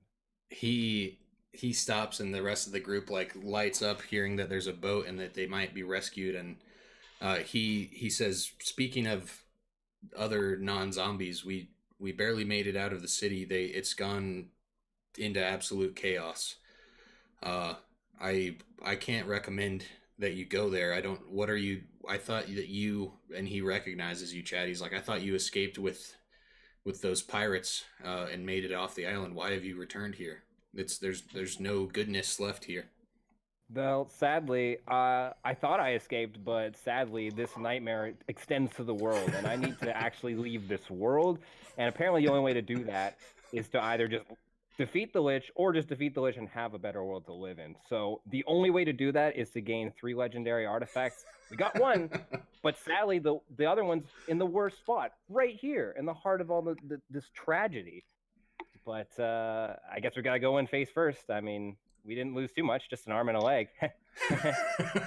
So that entire speech, Phillips was like actually like really engaged with what you were saying, and he like really related to the whole like he didn't know that the whole world had been affected yet, but now that he hears that, he's like, "Oh, that makes sense. Like how bad everything is here, it must have spread to the world. And then when you said the like arm and a leg thing, he's just like lost any relatability there. He's just like stone faced again. He's like, okay, that's not funny. Wait, before we lose you, do you know anything? Were they trying to protect anything? Is there something that we don't know about? Is there some sort of area that might hold something, so we have somewhere to go off of instead of just running into every zombie until we ask them for the right directions? He thinks for a second. He's like, well, when I saw you all escaping with the pirate crew, I was guarding the docks, but I went back into the city to try to save any of my men or civilians that I could, because I knew that Rosiel obviously had been compromised, and so the guard that he was commander of was like the guard group of Chance and the island. They were commanded by the nobles and by Rosiel, and he kind of figured out that she had something to do with helping the Lich come back to power. And he explains that he decided to go back and try to save whoever he could, and abandon his like position working under Rosiel. And he went back into the city, and he explains that it's just covered in legions of undead that are guarding the city, and it's just devolved into this, like hellish like pit. No connection to the former gladiator pit called the Pit there. And he says, speaking of that, Rosiel has just totally taken over now that there's no more divided factions in the city, and everyone is just under the Lich's spell. Rosiel, as more or less the second in command under the Lich, who kind of let her take over Chance, she's decided to construct a monument to her rule, and the Colosseum has been demolished, and they've like rebuilt a castle there in her name, and it's Castle Bronze, and she's like the ruler over this castle now. And the legions of the undead just work tirelessly 24/7 and have built this thing. She has thousands of workers that built it, and like super quickly they just do whatever she says as she commands. And the castle must be where she stays cooped up constantly. She never comes out, and she just is working on magic and experiments for the Lich's armies. I tried to go in and save whoever I could, but almost everyone has turned. I got this small group, and we just barely escaped with our lives. So, and then he looks over at his group, and they're kind of sitting around him and huddled, and they look excited, like they're trying to like be like, all right, let's get out of here, let's go to the boat. And they're sitting pretty close to the hole where the worm disappeared underground at. And he looks into the hole, and he says, we actually felt some of these rumblings pretty close to the city when we were escaping, and we were wondering if it had anything to do with Rosiel and her magic, or as soon as we got further out into the desert and we still felt it, we figured something was up, and we just started running, and then we figured out we were being chased. If you guys are up for it, I would imagine that you might be able to take some of these tunnels and get close to the city without being seen by any more of those zombies that are just wandering around. And he stands up, and he's like, we need to get out of here. I want to put as much distance between these civilians and the city as we can. Yeah, well, thanks for your help. I mean, I'd get on your way too, because if they're in the city, that means they're moving around. And on our way here, we didn't see anything. We felt some rumblings a little bit before we came to you. So I'd say, yeah, you better hit the hills unless you have anything else hidden for us to know. Because sadly, we got to go into this. We got to go into this and try and find something, or we all die. He just turns to all of you and he says, I can't say that I approve of what you're doing. I don't think that there's any possible way that this could work, but I guess if you say that this has to be done, then good luck. And he just like tries to wrangle up his people and get going on his way. Thanks for the vote of confidence. he just like shrugs at you and like grips his like arm, and just they start shambling off towards the coast. As Chad Third watches, point, he did lose his arm.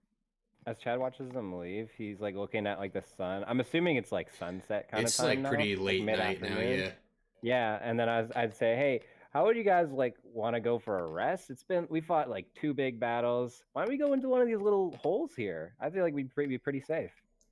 We just go deep into one of these tunnels, right in the center, set a little camp, put the more tankier people on the edges, and I think we'll have a nice night. What do you guys say? Mac just like he leans over and takes another swig off of the potion that he was drinking on earlier, and then he like pipes up and he's like, "That's a great idea. I'm exhausted." And then he like looks like he's like super tired. Just instantly looks super tired. All right. Chad just like starts like kind of like sliding down and getting ready to get settled. But like in a very obvious and slow manner so everyone knows which hole he's going into. We're not going to sleep together in the same hole. Let's get your own hole. Well, it's like one giant tunnel that they're all connected, but I would guess you guys would all go and make camp wherever together. Yeah. Yeah, I don't want to make camp outside with all the zombies. So you guys want to go and take a long rest inside the tunnels, or? Yes. Yeah. Sure.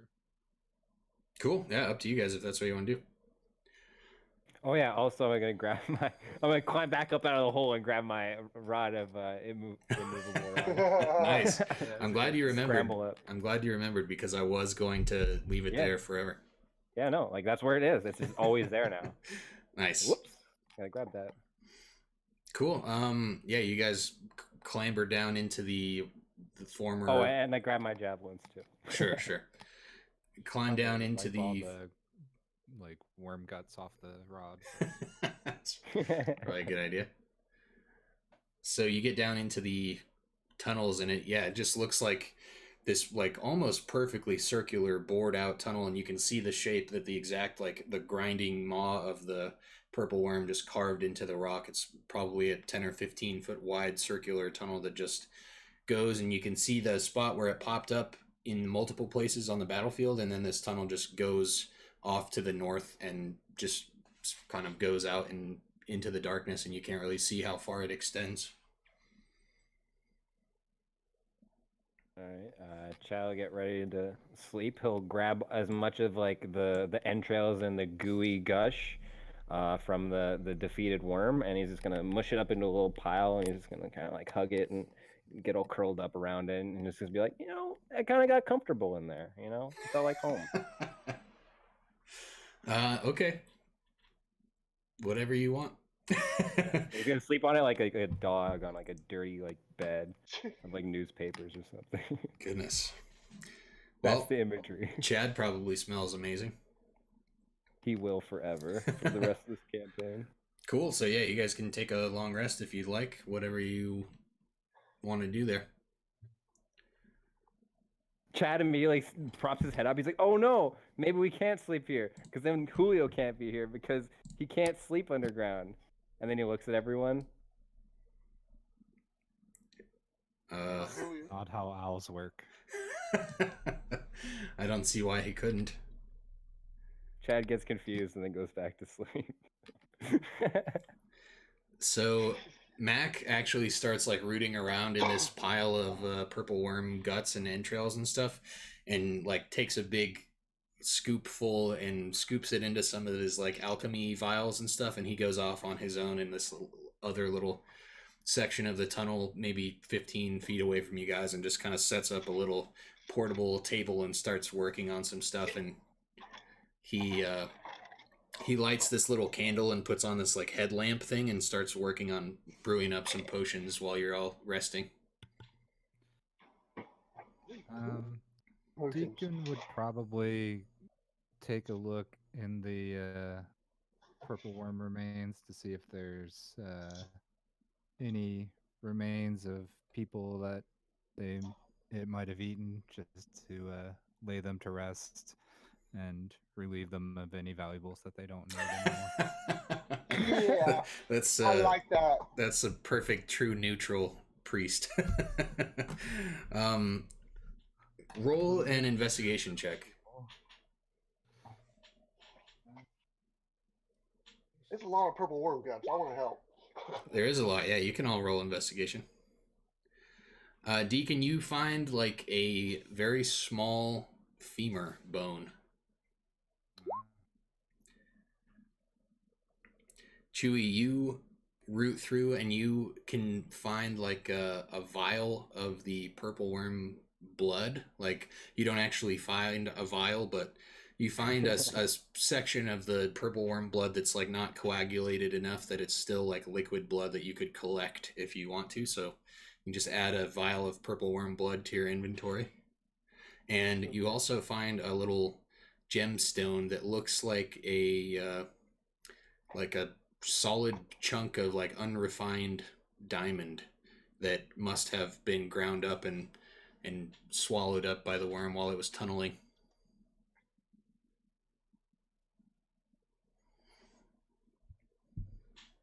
Anything you guys want to do while you're long resting? I want to dream happy dreams. That's maybe. You gotta roll. You gotta roll if you have bad dreams. Yeah, who knows? It just depends on how Chad would feel about battling a giant worm and being almost eaten. I mean, either he comes out being like, "Wow, I defeated it," or I'd be like, "Oh my god, I can never get eaten again." That's true. Can't let that happen again. Yeah, This is my dream roll. 16. Nice. Good dream. Yeah, you wake up feeling like you conquered like the climbing of an unclimbable mountain. Chad just feels like unstoppable now. He's like, if we could defeat a purple worm, what's gonna stop us? I had a dream. I had another one of max potions. Right. You just dreamt about being like the thunder god. Yeah. That's pretty cool. I associate that now with like being double size as well. So in my dream, I'm just like double, like triple size thunder god. Nice. So yeah, you guys can refill all your health and all of that good stuff. My rage. And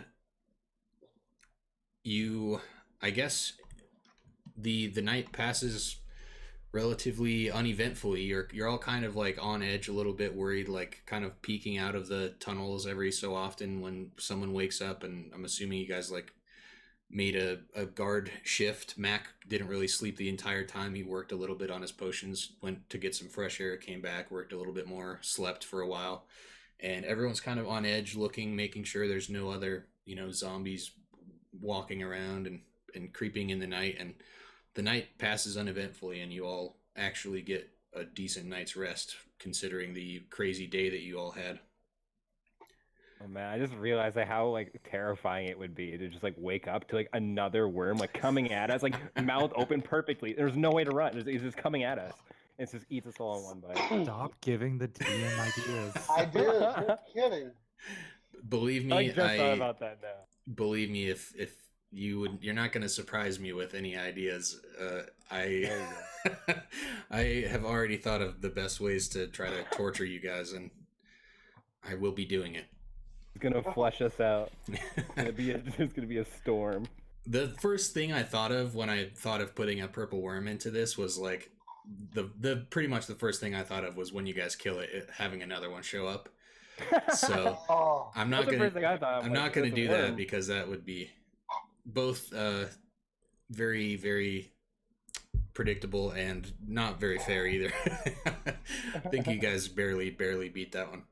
Yeah, game over. But good job, because I just used a straight up like real purple worm stat block against you guys, which is a like CR 15 monster. So good job. And it had 250 HP, which you guys you killed it with the full HP. So good job. Thanks for the lightning. That was pretty nice. Would you have allowed me to do what I was planning with the if you would have got swallowed by it and you would have activated the Cuba Force, yeah, I would have made it like automatically fail the like regurgitation throw and take just a ton of damage. I just keep seeing the explosion. Yeah, it would have been like ripped apart from the inside, kind of like what happened when it tried to like move against the rod, like when it was repelling blasted. I like that idea. I definitely would have let you guys do that. But I wish I thought of it first. Yeah, it I was don't know. cool. I had this feeling when I got swallowed. I'm like, there's a reason I got swallowed. So I looked at my items, like, oh shit, like what if I just put this in them? That was cool. I'm glad that you guys are thinking outside of the box. I try to allow you guys the opportunity to do that kind of stuff because I know with the way that this campaign works with us having to play online and stuff, it's hard to do a lot of the character story driven stuff and the role playing stuff. So we try to have the combat be a little bit more engaging, and I'm glad that you guys are taking advantage of that and trying to do some outside the box stuff. So that's really cool. I'm really happy with that. Creative combat's my favorite. Well, I thought about the portable hull I had to put it on. Oh yeah, but it doesn't work that way. right. So. Well, keep being creative with your magic items. That's why I give them to you guys. I think that's awesome. Oh yeah, I totally forgot I have this patch that makes me resistant to force. I totally forgot about that. Oh yeah, the armor patches that I. Yeah. Cool. Totally forgot. I don't think you've taken any force damage since I then. don't think I've ever seen. It's pretty rare, at least to me. Yeah, it's like very specific. Okay, so you guys wake up the next morning, and it's seems to be pretty early morning. Like you all got a pretty decent night's sleep and some good rest, but it's the second the sun comes up, everybody kind of wakes up and is like, all right, let's get going. Mac snaps up. He collects all his potions that he brewed over the night, and he passes one out to all of you. And he's like, this is the best I could try to come up with the stuff that we had there, and you can all add one mystery Mac potion to your inventory. Oh yeah, that's the good stuff, Mac. Keep it coming. Wonder what this one will do. So those they always will heal you for 2d4 plus 2. And then whenever you guys decide to drink them, I have my random Mac table to roll on. Oh yeah. That's awesome. All right, and he springs up and he's like, so did any of you sleep on the idea of which way we're going to go about getting to the city? Are we going to take the land or try to follow these tunnels?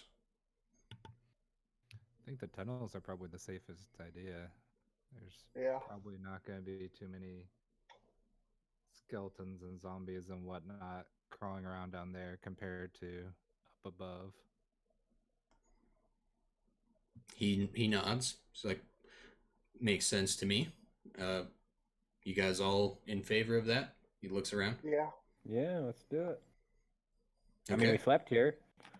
He's like, yeah, that it seemed to be safe. I kind of tried to keep an eye out overnight, and I didn't notice anything. I went a decent distance down the end of the way that we can't see past, probably maybe 50, 100 feet, and it all seemed clear, pretty much the same as what we see in front of us. I think as long as we have enough light and we keep our wits about us, we should be able to find our way.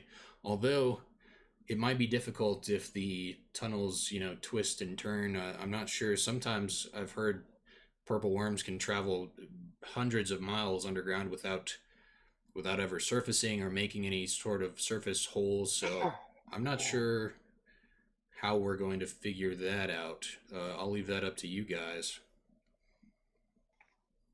Well, if we make it so think we went down too deep, I can get us out, at least hopefully. Okay. Well, I have the what do you call it? Serpentis, yeah. Yeah, and I can tunnel my speed or burrow my speed for my movement. I can do that for 1 minute. So if I do, what is my speed? 45 now. So I do 45 feet. That'd be 450 feet in a minute. Yeah. So that's pretty good. And I think when you do that, it probably makes like a chewy sized hole, like a little mini purple worm. Yeah. Except I got big teeth. Yeah. Yeah. I think like you just hold the staff out in front of you and it kind of like propels you through, burrowing style. Cool. Yeah. Mac is like, he's on board. He's like, that seems good enough for me, I guess. I don't really want to I don't want to fight any more zombies, so I'll do whatever you guys want to do.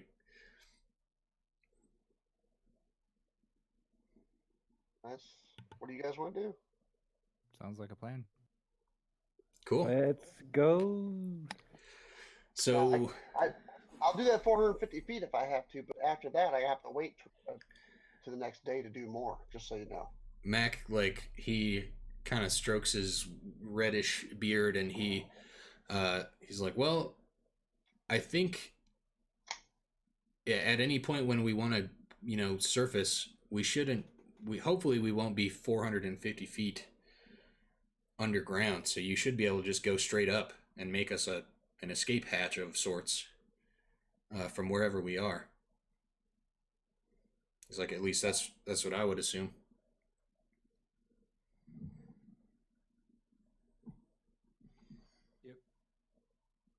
Yep. So who's gonna lead the way? He says. Chad can lead. Chad knows his way. Cool. Who all Chad's has... been here before. Maybe not underground, but Yeah. probably it's the same thing. Who all has dark vision? Not Chad. I have the light spell. Oh, that's true. You have that as a like free castable cantrip, right? Yep. Cool. So Mac has dark vision. Chewy, you do? Yep. Okay. So you guys can see, and then Deacon, I'm guessing you're gonna light the way. Yeah. Put it However, on Chad's head.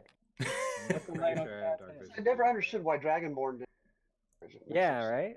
It's silly, like think they fifth live in edition, caves, like pretty much every non-human race has it, and then Dragonborn don't for whatever reason. Yeah, it's so weird.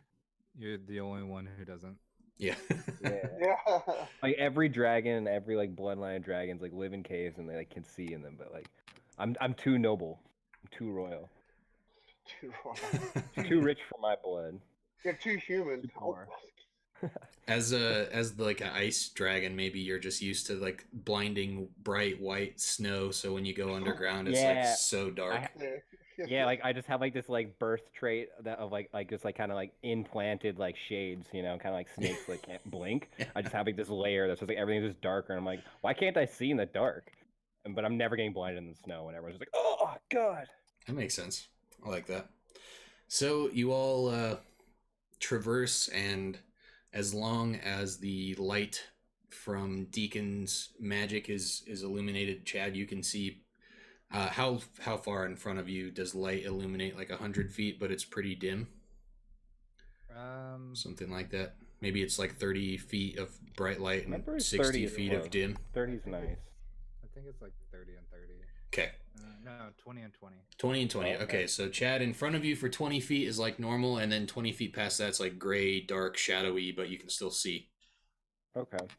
So like I can pretty much just like pick up a rock, cast it on, and throw it ahead of us. that works too, for sure. And then you'll just like keep picking it up and throwing it as you go. Yeah, or recasting on another one or whatever. Yeah. That works. That I could see that, like, that would be pretty fun, just like walking through and like, when you're a kid and you walk around and you like keep kicking a pebble in front of you or whatever. Just like keep kicking the light stone and traveling down the cave with it. So you guys take part from your overnight camp and you head off down the tunnels.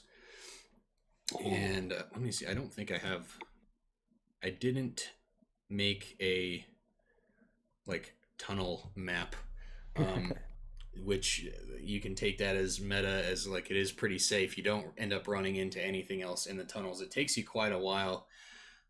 You don't have any way of telling what time of day it is, really. You travel for quite a number of hours. It feels like you're just trudging along in the dark, and Mac is starting to annoy the absolute hell out of all of you. He pretty much won't stop talking the entire time you're traveling, and you're stumbling along in these caves, and you're twisting and turning, and it'll go down maybe 20 or 30 feet, and you guys start to kind of worry, like, oh, it's getting like pretty deep underground, and then it'll rise back up, and it still feels like it hasn't twisted and turned enough. Like you still feel like you're still heading in the direction that you set out on, like you're heading north, like northwest towards the city, the same direction in towards the center of the island from when you landed here on the coast.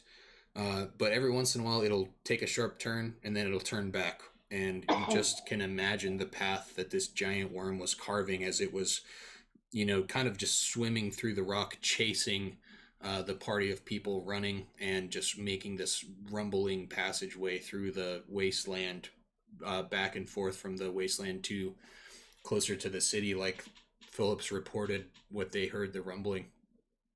And after quite a few hours of just winding through this tunnel and Mac just nonstop, like asking you guys just random like personal questions, like where you're all from and what kind of potions are your favorite and all of this crazy nonsense. And like he seems like he's asking questions not to actually get to know any of you, but to just to hear himself talk and maybe to like try to get like personal information to try to sell you stuff better. He's like being like a skeevy like salesman, but he's mostly in like good spirits, and he's like he just blabs nonstop, not to be an evil person or anything. He just is annoying and never stops talking. And after a few hours, you get to a fork in the tunnel, and it splits off and goes to the left and to the right, which what you feel like it's splitting off, and one is going to the north and one is going to the south. And you all kind of are stumped here for a second. Let me pull you back onto the map. Let me know if you guys can see the page that we're on Roll20 here. Yes. I see the city of So the city of regret. your Chance. characters won't be able to see this, obviously. You're underground, but I'm gonna just let you know, like, if you see on the stream, I don't know if you guys can see my mouse cursor here. You can on the stream.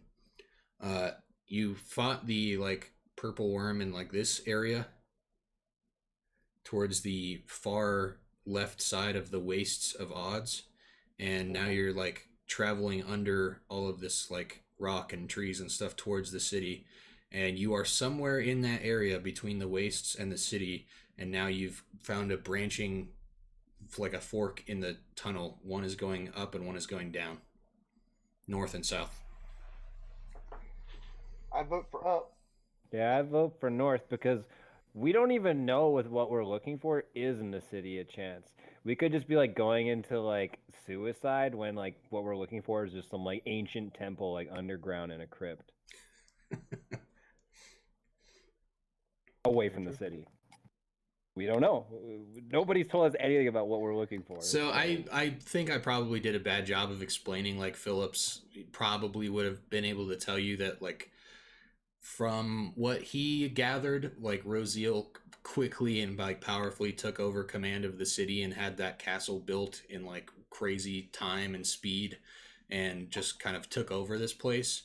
He kind of pointedly guessed towards you guys that she probably was in possession of some sort of magical item. Okay.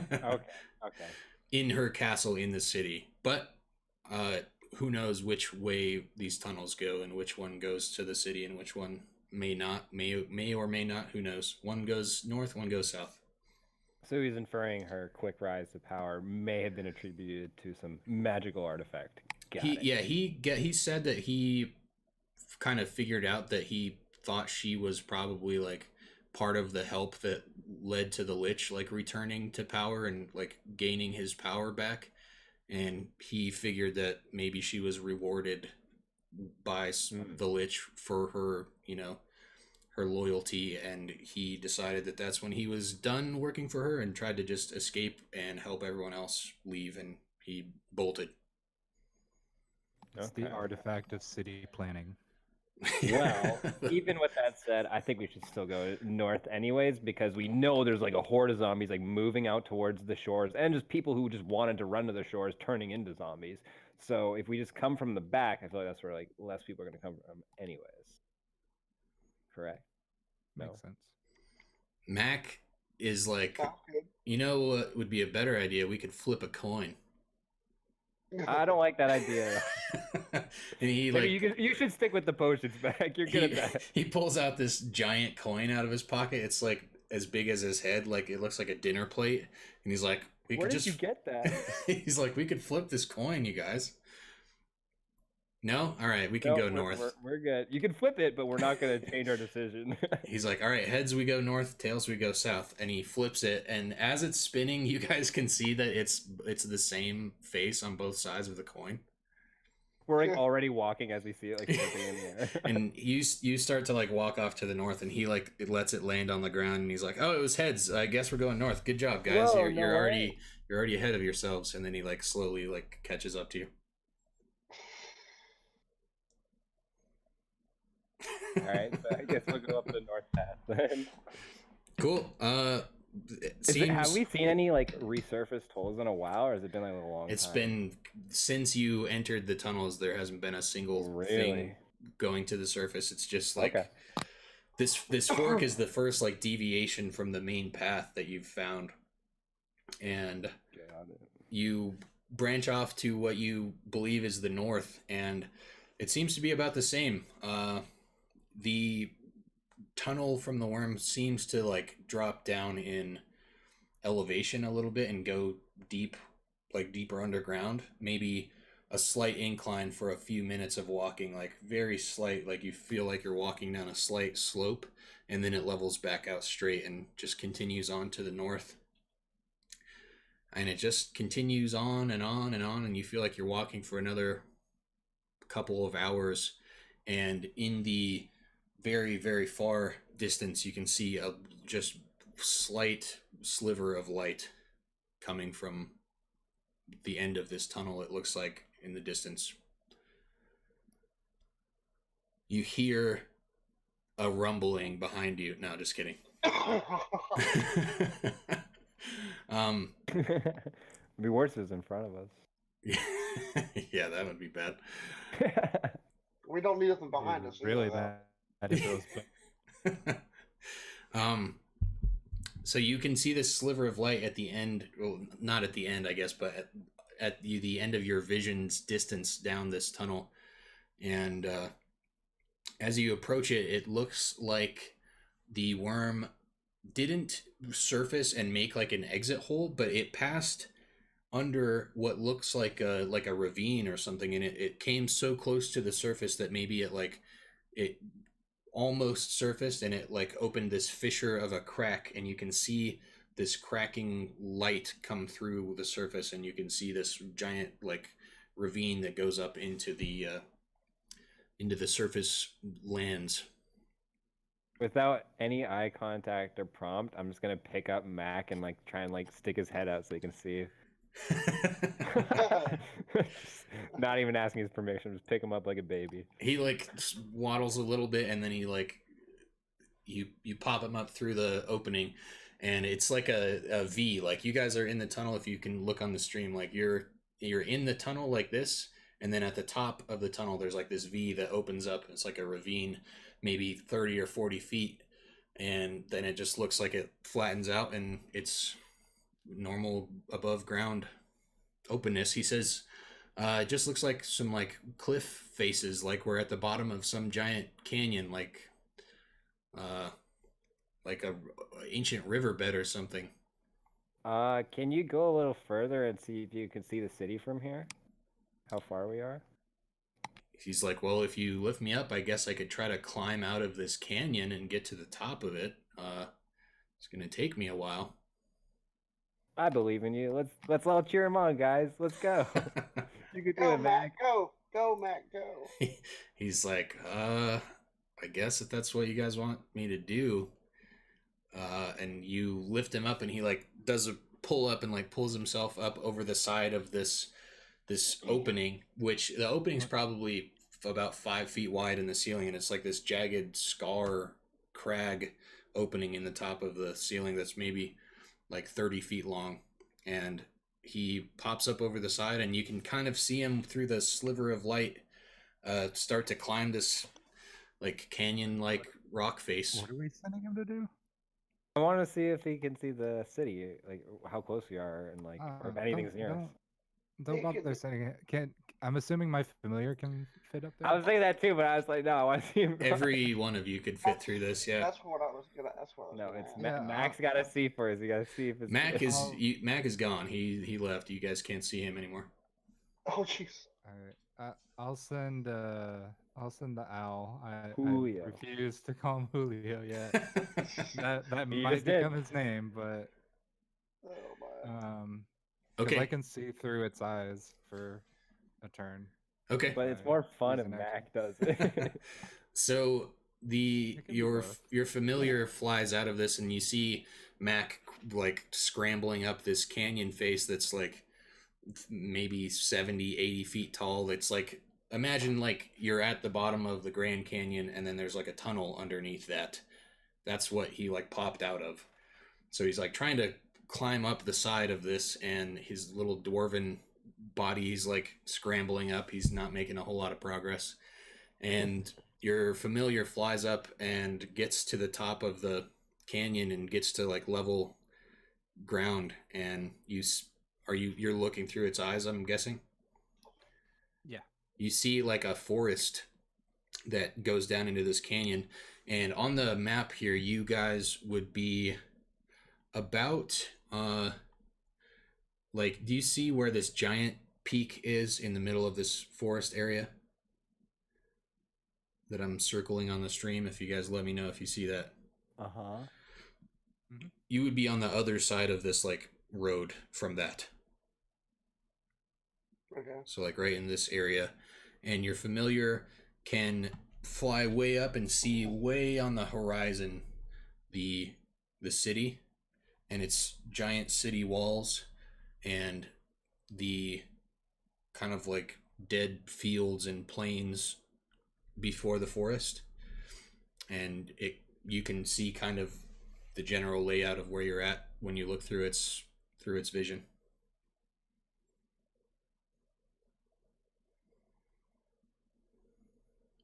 Cool. Yep. What do you see, Mac? Mac is not in earshot, and he's attempting to climb up the canyon wall. Jeez. You probably just sent him to his death. Deacon, what do you do with your newfound information?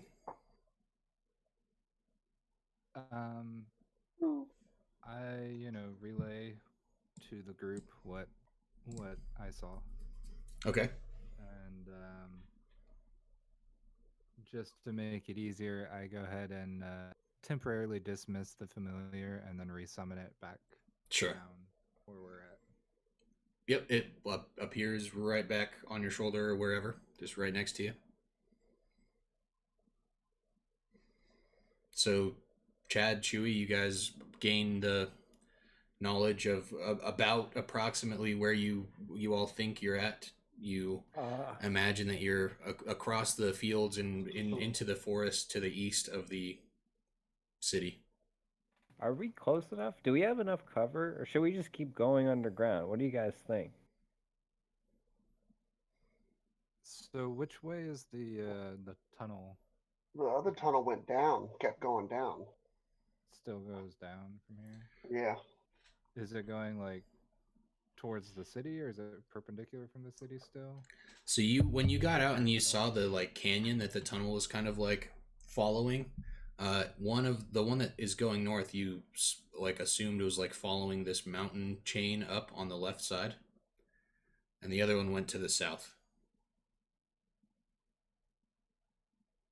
So yeah, like because this was just like a it crack hasn't in like the turned top. or anything. It's still just going north.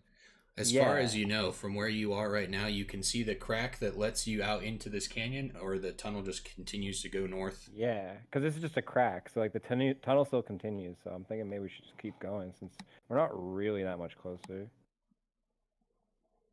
And then there's like zombies out right outside the area, and we were seeing zombies in the waste, so we should probably just get as close as we can, right? Unless you guys want to get out here, I'm fine. If everyone else wants to get out, tell me. I mean, it looks like this tunnel is probably going to head up towards what was that, Venture, up north. It just depends. Like, Truly, it pops up before Venture. It's not like a subway system, we hope. It's just like only the major spots. Who knows? It's purple worm. You never know. Like, you can't really say when or why they are going to surface. They don't need to ever surface. They just live underground. So Exactly. We'll never know unless we trap. From what I could see from the owl, I know Mac was having trouble. Does it look like we would similarly have trouble getting out of this valley, or it's definitely does like it look... climbable. He's just is a short little dwarf guy, so it's going to take him, probably a few hours to climb up out of it. But you guys would be, it's doable. It's not like a sheer cliff face, it's just like a pretty steep hill, essentially.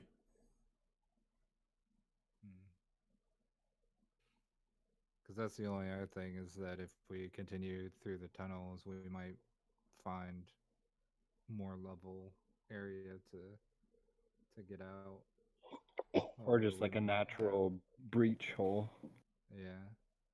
Although we might have like a little more cover getting into the city from this way than if we continued up north and came back down the road. Yeah, that's something I was saying about too. Is like, because we are here, and it's a further walk on the surface, but if we plan correctly, we might be able to like always see each encounter before it comes. Like last time when we were like, in the waste in the middle of nowhere, we were able to hide behind stuff. So like within the trees, I feel like we have an even better chance to avoid combat or at least have an edge. So like that is an option, and it's guaranteed because we don't know what happens when we keep going the tunnel. There might be something there. There might be a drop into a lava pit. We don't know. Like it could. It's like it's a for sure like medium safety. Like it's medium difficulty, and the higher risk, higher reward is definitely going in the tunnel still. I think this is like the safe choice to come out now, and it'll be more controlled situation. That's a good point. Yeah.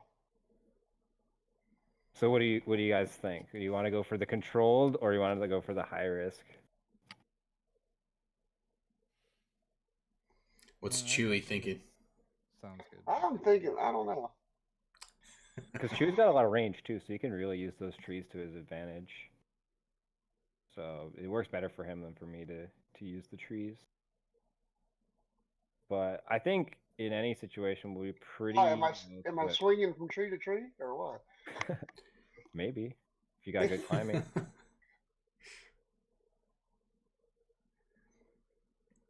I mean, it's just like, what are we gonna be more scared of, like zombies or potential like RNG, like anything?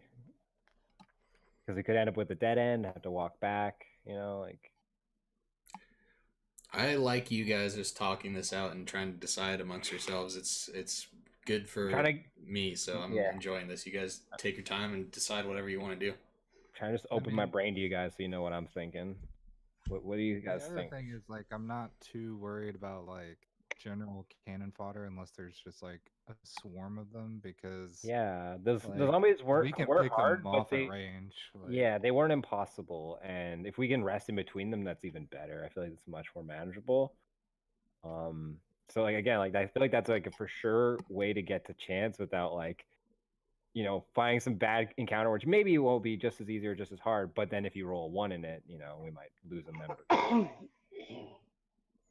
I feel like we wouldn't die fighting zombies, even if there might be a little bit more to dodge. If we might have a better chance of being able to just avoid combat entirely.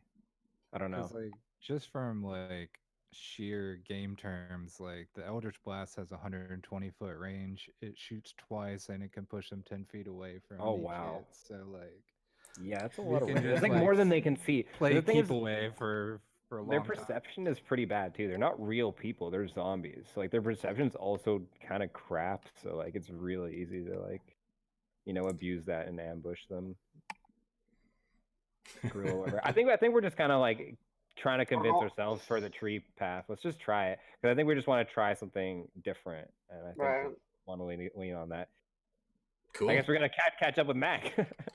All right, so you guys try to pull yourselves out through the crack in the hole in the ceiling. Yeah, So we just had a just day worth of from anxiety. We didn't want to spend any more time in those tunnels. What's up, Beacon? the venture place there on the map, what do we know about? Because like the captain said that he pretty much already evacuated as many people as he could, but was he just talking about chance, or was he talking Yeah, about like so island? as far as any of you know, you haven't really heard anything about that place yet. And on the like scale of this island, it's probably like a few, I don't know, maybe a couple 100 miles across, east to west and north to south. So it's like it's a good distance away from Chance. And Oh, okay. yeah, Yeah, forget that place then. cool. So you guys climb up through the crack. Yeah, because there's Yeah. no telling when we're gonna have another chance to get out of these tunnels. It's how reliable you get out of these tunnels. Right. That's Okay. the key word, I think, there. Interesting. All right. So you guys, Without something waiting for us right on the other side. you Or without having to tunnel out ourselves. fairly easily pull yourselves out. With as long as everyone assists each other, it's more or less just a simple maneuver to get out of there. It's about 10 feet in the air, but Chewie and Chad are pretty huge and make it pretty trivial. As you climb out, you find yourselves in this, river, like dried up riverbed at the bottom of this giant canyon, and you see Mac has actually made it. He's about like halfway up, and he's kind of just like trying to follow this path that he's following, like almost like natural staircase that goes like winds up this cliff face, and you see him about halfway up, and it looks like like a picture of when you see like a mountain goat standing on the side of a cliff, and you're like, oh my god, how is he doing that? But it doesn't look like it's actually as bad as you think, and he seems to be kind of scrambling up slowly, and he seems determined, and he's making his way up this cliff face. He looks like a mountain goat, like up against the wall, but instead of like licking like salt, he's like sucking on like his potion bottle for the last drops. That is Come on, actually a little true. more. Like every couple feet you see him climb up the wall, he like takes a swig off of this potion that he keeps drinking, and then after he does it, he'll get like a little burst of energy and make a little bit more distance.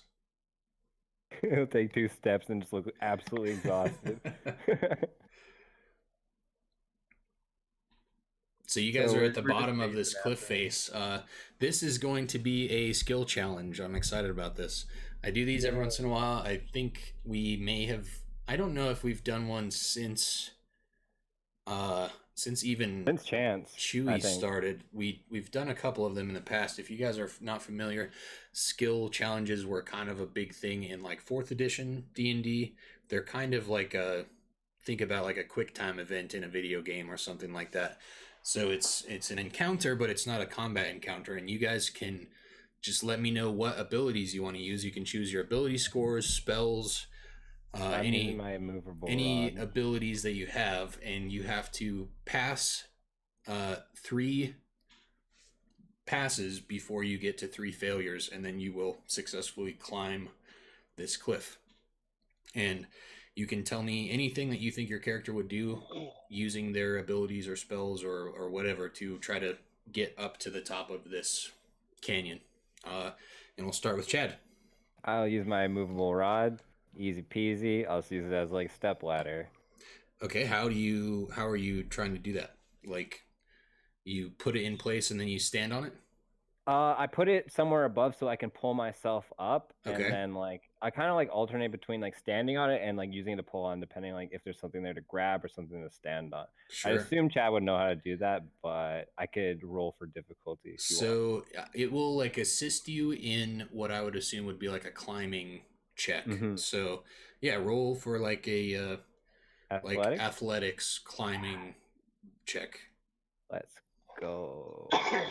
and I'll let you Boom. use your like bonus for that with the rod. So 24, yeah. So Chad, you just take off, you like pull out the immovable rod, and you're like, all right, I got an idea, and you just like jam it up to the wall, click it in, and then pull yourself up, hold on, pick it back up, and jam it in again, and like everyone just sees Chad, you're just like mountain climber with like an ice pick. It looks like you're just scaling up this wall like rather quickly, and you can just like reach down with your tail even and like grab it and slam it back in. Sick. Next up, I guess we will go with either of you guys if you have an idea for what you want to do. Chewy? How high up Deacon? is this?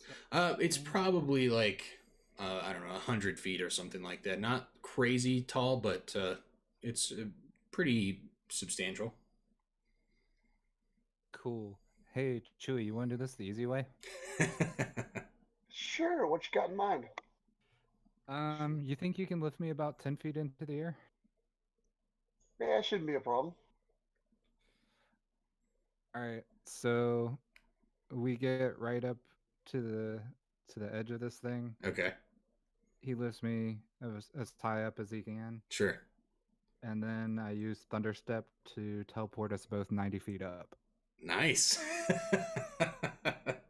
Sweet. Okay, you he lifts you and you teleport 90 feet up, and then you are hanging over the edge of the cliff and you fall 90 feet. No, just kidding. 1 foot short. Yeah. What did you get me into? It's actually 200 feet tall, and you make it halfway up and you die. No, you guys teleport like right to the edge, and I'm imagining as soon as you teleport, like you told him what you were gonna do, and Chewy, you could just like reach out and grab the edge and pull yourselves over, no problem. Cool. Chad eventually catches up to Mac, who is by the time Chad gets to like 3/4 of the way up, Mac is just now getting 3/4 of the way up. And At this point, Chad will like. I already planned for this. Chad gets his rope and he like ties it to, and he ties it around his like belt and just ties it to Mac. And he's just like, "Come on for the ride." He's just gonna be dangling like a beanie baby, just like flailing around. So do Chewy and I have enough time for a short rest then while we're waiting? You guys can take a short rest, yeah, for sure. If you got him, smoke him. I get my spell back. Yay! Nice. Also, one thing, like I've thought about this as far as warlocks go. Just a little side thing. I think it's kind of silly that taking a long rest doesn't count as a short rest. So, or like some people don't count it as that. You know, like a lot of DMs, like because warlock spells only come back on a short rest or whatever. A lot of the time, some people are like, well, you have to choose, but. Like, I thought it specifically said short or long. But... most of it should, I think, but there's some, like, even regardless of warlock stuff, I guess, just things that say that they come back every short rest or whatever. It was a long rest. It was too long of a rest, dude. What? in any game that I run, if there's something that comes back on a short rest, it will also come back on a long rest. So don't worry about that if anyone ever is thinking about that. But yeah, you guys can make a little bit of a rest area and rest up and chill for a bit while Chad and dangling Mac make their way up the rest of this cliff face. Yeah, you guys can take in the scenery. And Mac just kind of continuously getting slammed into the wall of the cliff as Chad climbs up with the immovable rod. And he kind of just eventually just gets in this rhythm where he's like kind of swaying, hanging on this rope, and he's just drinking his potion and just allowing fate to take him, and whatever happens. And then Chad, you pull yourself over and you pull up Mac, and he just kind of like plops on the ground. He's like, all right, now I need a rest. He looks a little beat up. Time to go. No. Yeah. He looks a little exhausted and like he maybe got bruised by the cliff wall, but he's like, thanks, Chad. I was getting a little tired there. No worry, I got you. And now that you're over the side of the cliff, you can all see the forest as well. And it does look like you're in like the top of, or the base of this mountain range, that this forest kind of like sweeps down this rolling hill. And then there's maybe a couple miles of open field. And then you can see the city walls surrounding the city of Chance. And in the distance, you can see the city walls are surrounding the town. And Chad, you can tell that the place where the pit was, you can see this way off in the distance, the section of town that was like the slums with the open like pit where the Colosseum was built into, where they would have the gladiator fights. It's all just been like leveled, and there stands this giant like bronze castle that is just glimmering in the distance, and it's like the light from this is illuminating the rest of the city that you can see, and the city is just almost like smoking pile of ash and rubble with this like gleaming castle sitting in the middle of it. Boy, oh boy, what have we gotten ourselves into?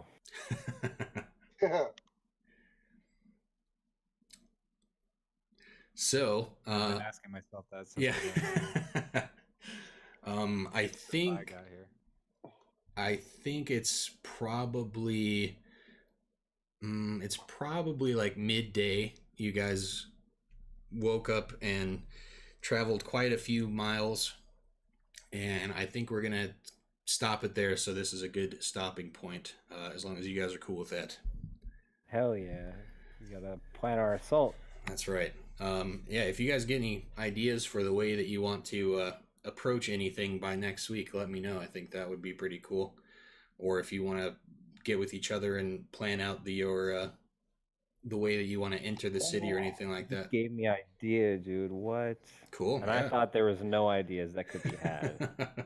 Yeah, do whatever you guys want to do. I will definitely have some more stuff prepared for next week when we actually enter Chance, or maybe not, whatever you guys want to do. Yeah, maybe not. Just I just came up with this idea, guys.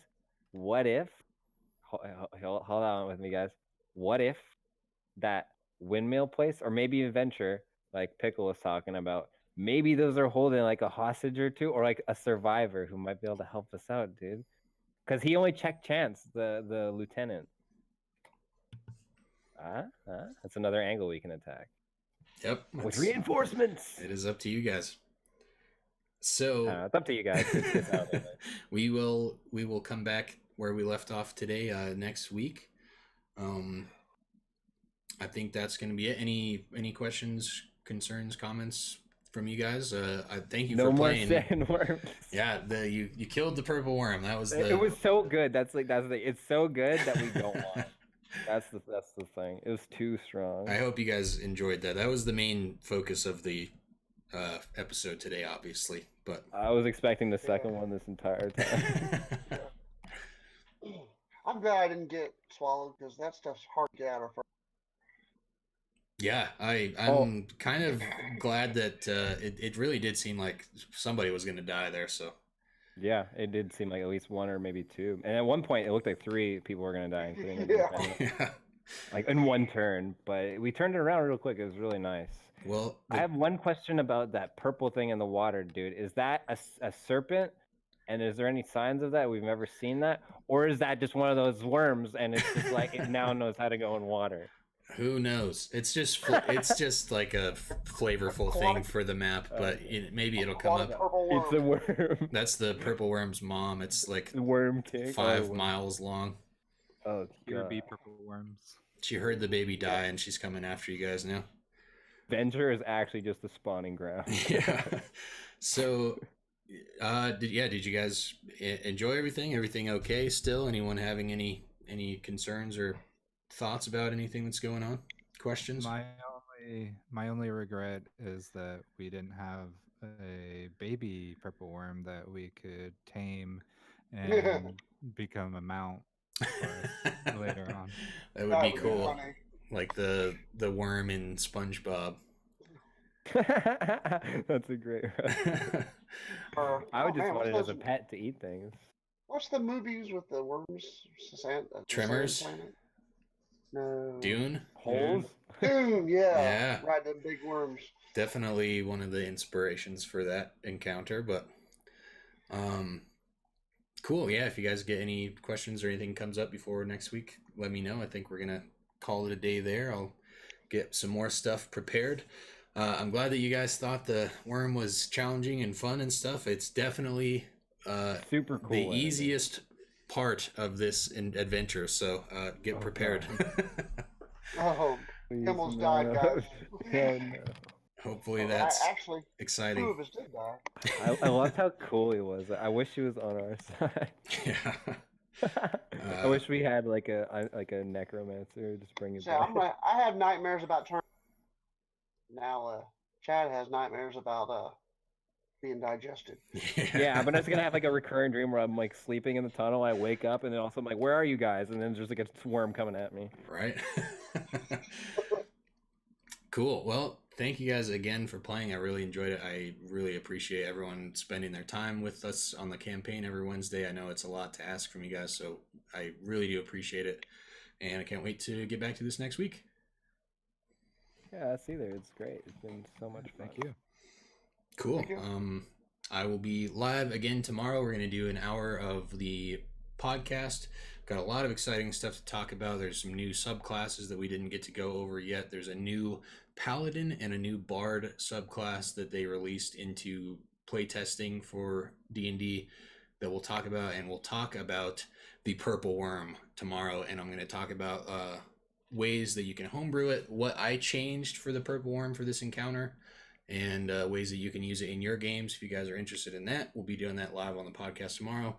And then after that, we will be checking out the new Magic set. It comes out tomorrow, and we'll be playing a little bit of that Mythic ranked standard on Magic and building some decks with the new cards. So I will see you guys tomorrow. Thank you so much, and see everyone next week for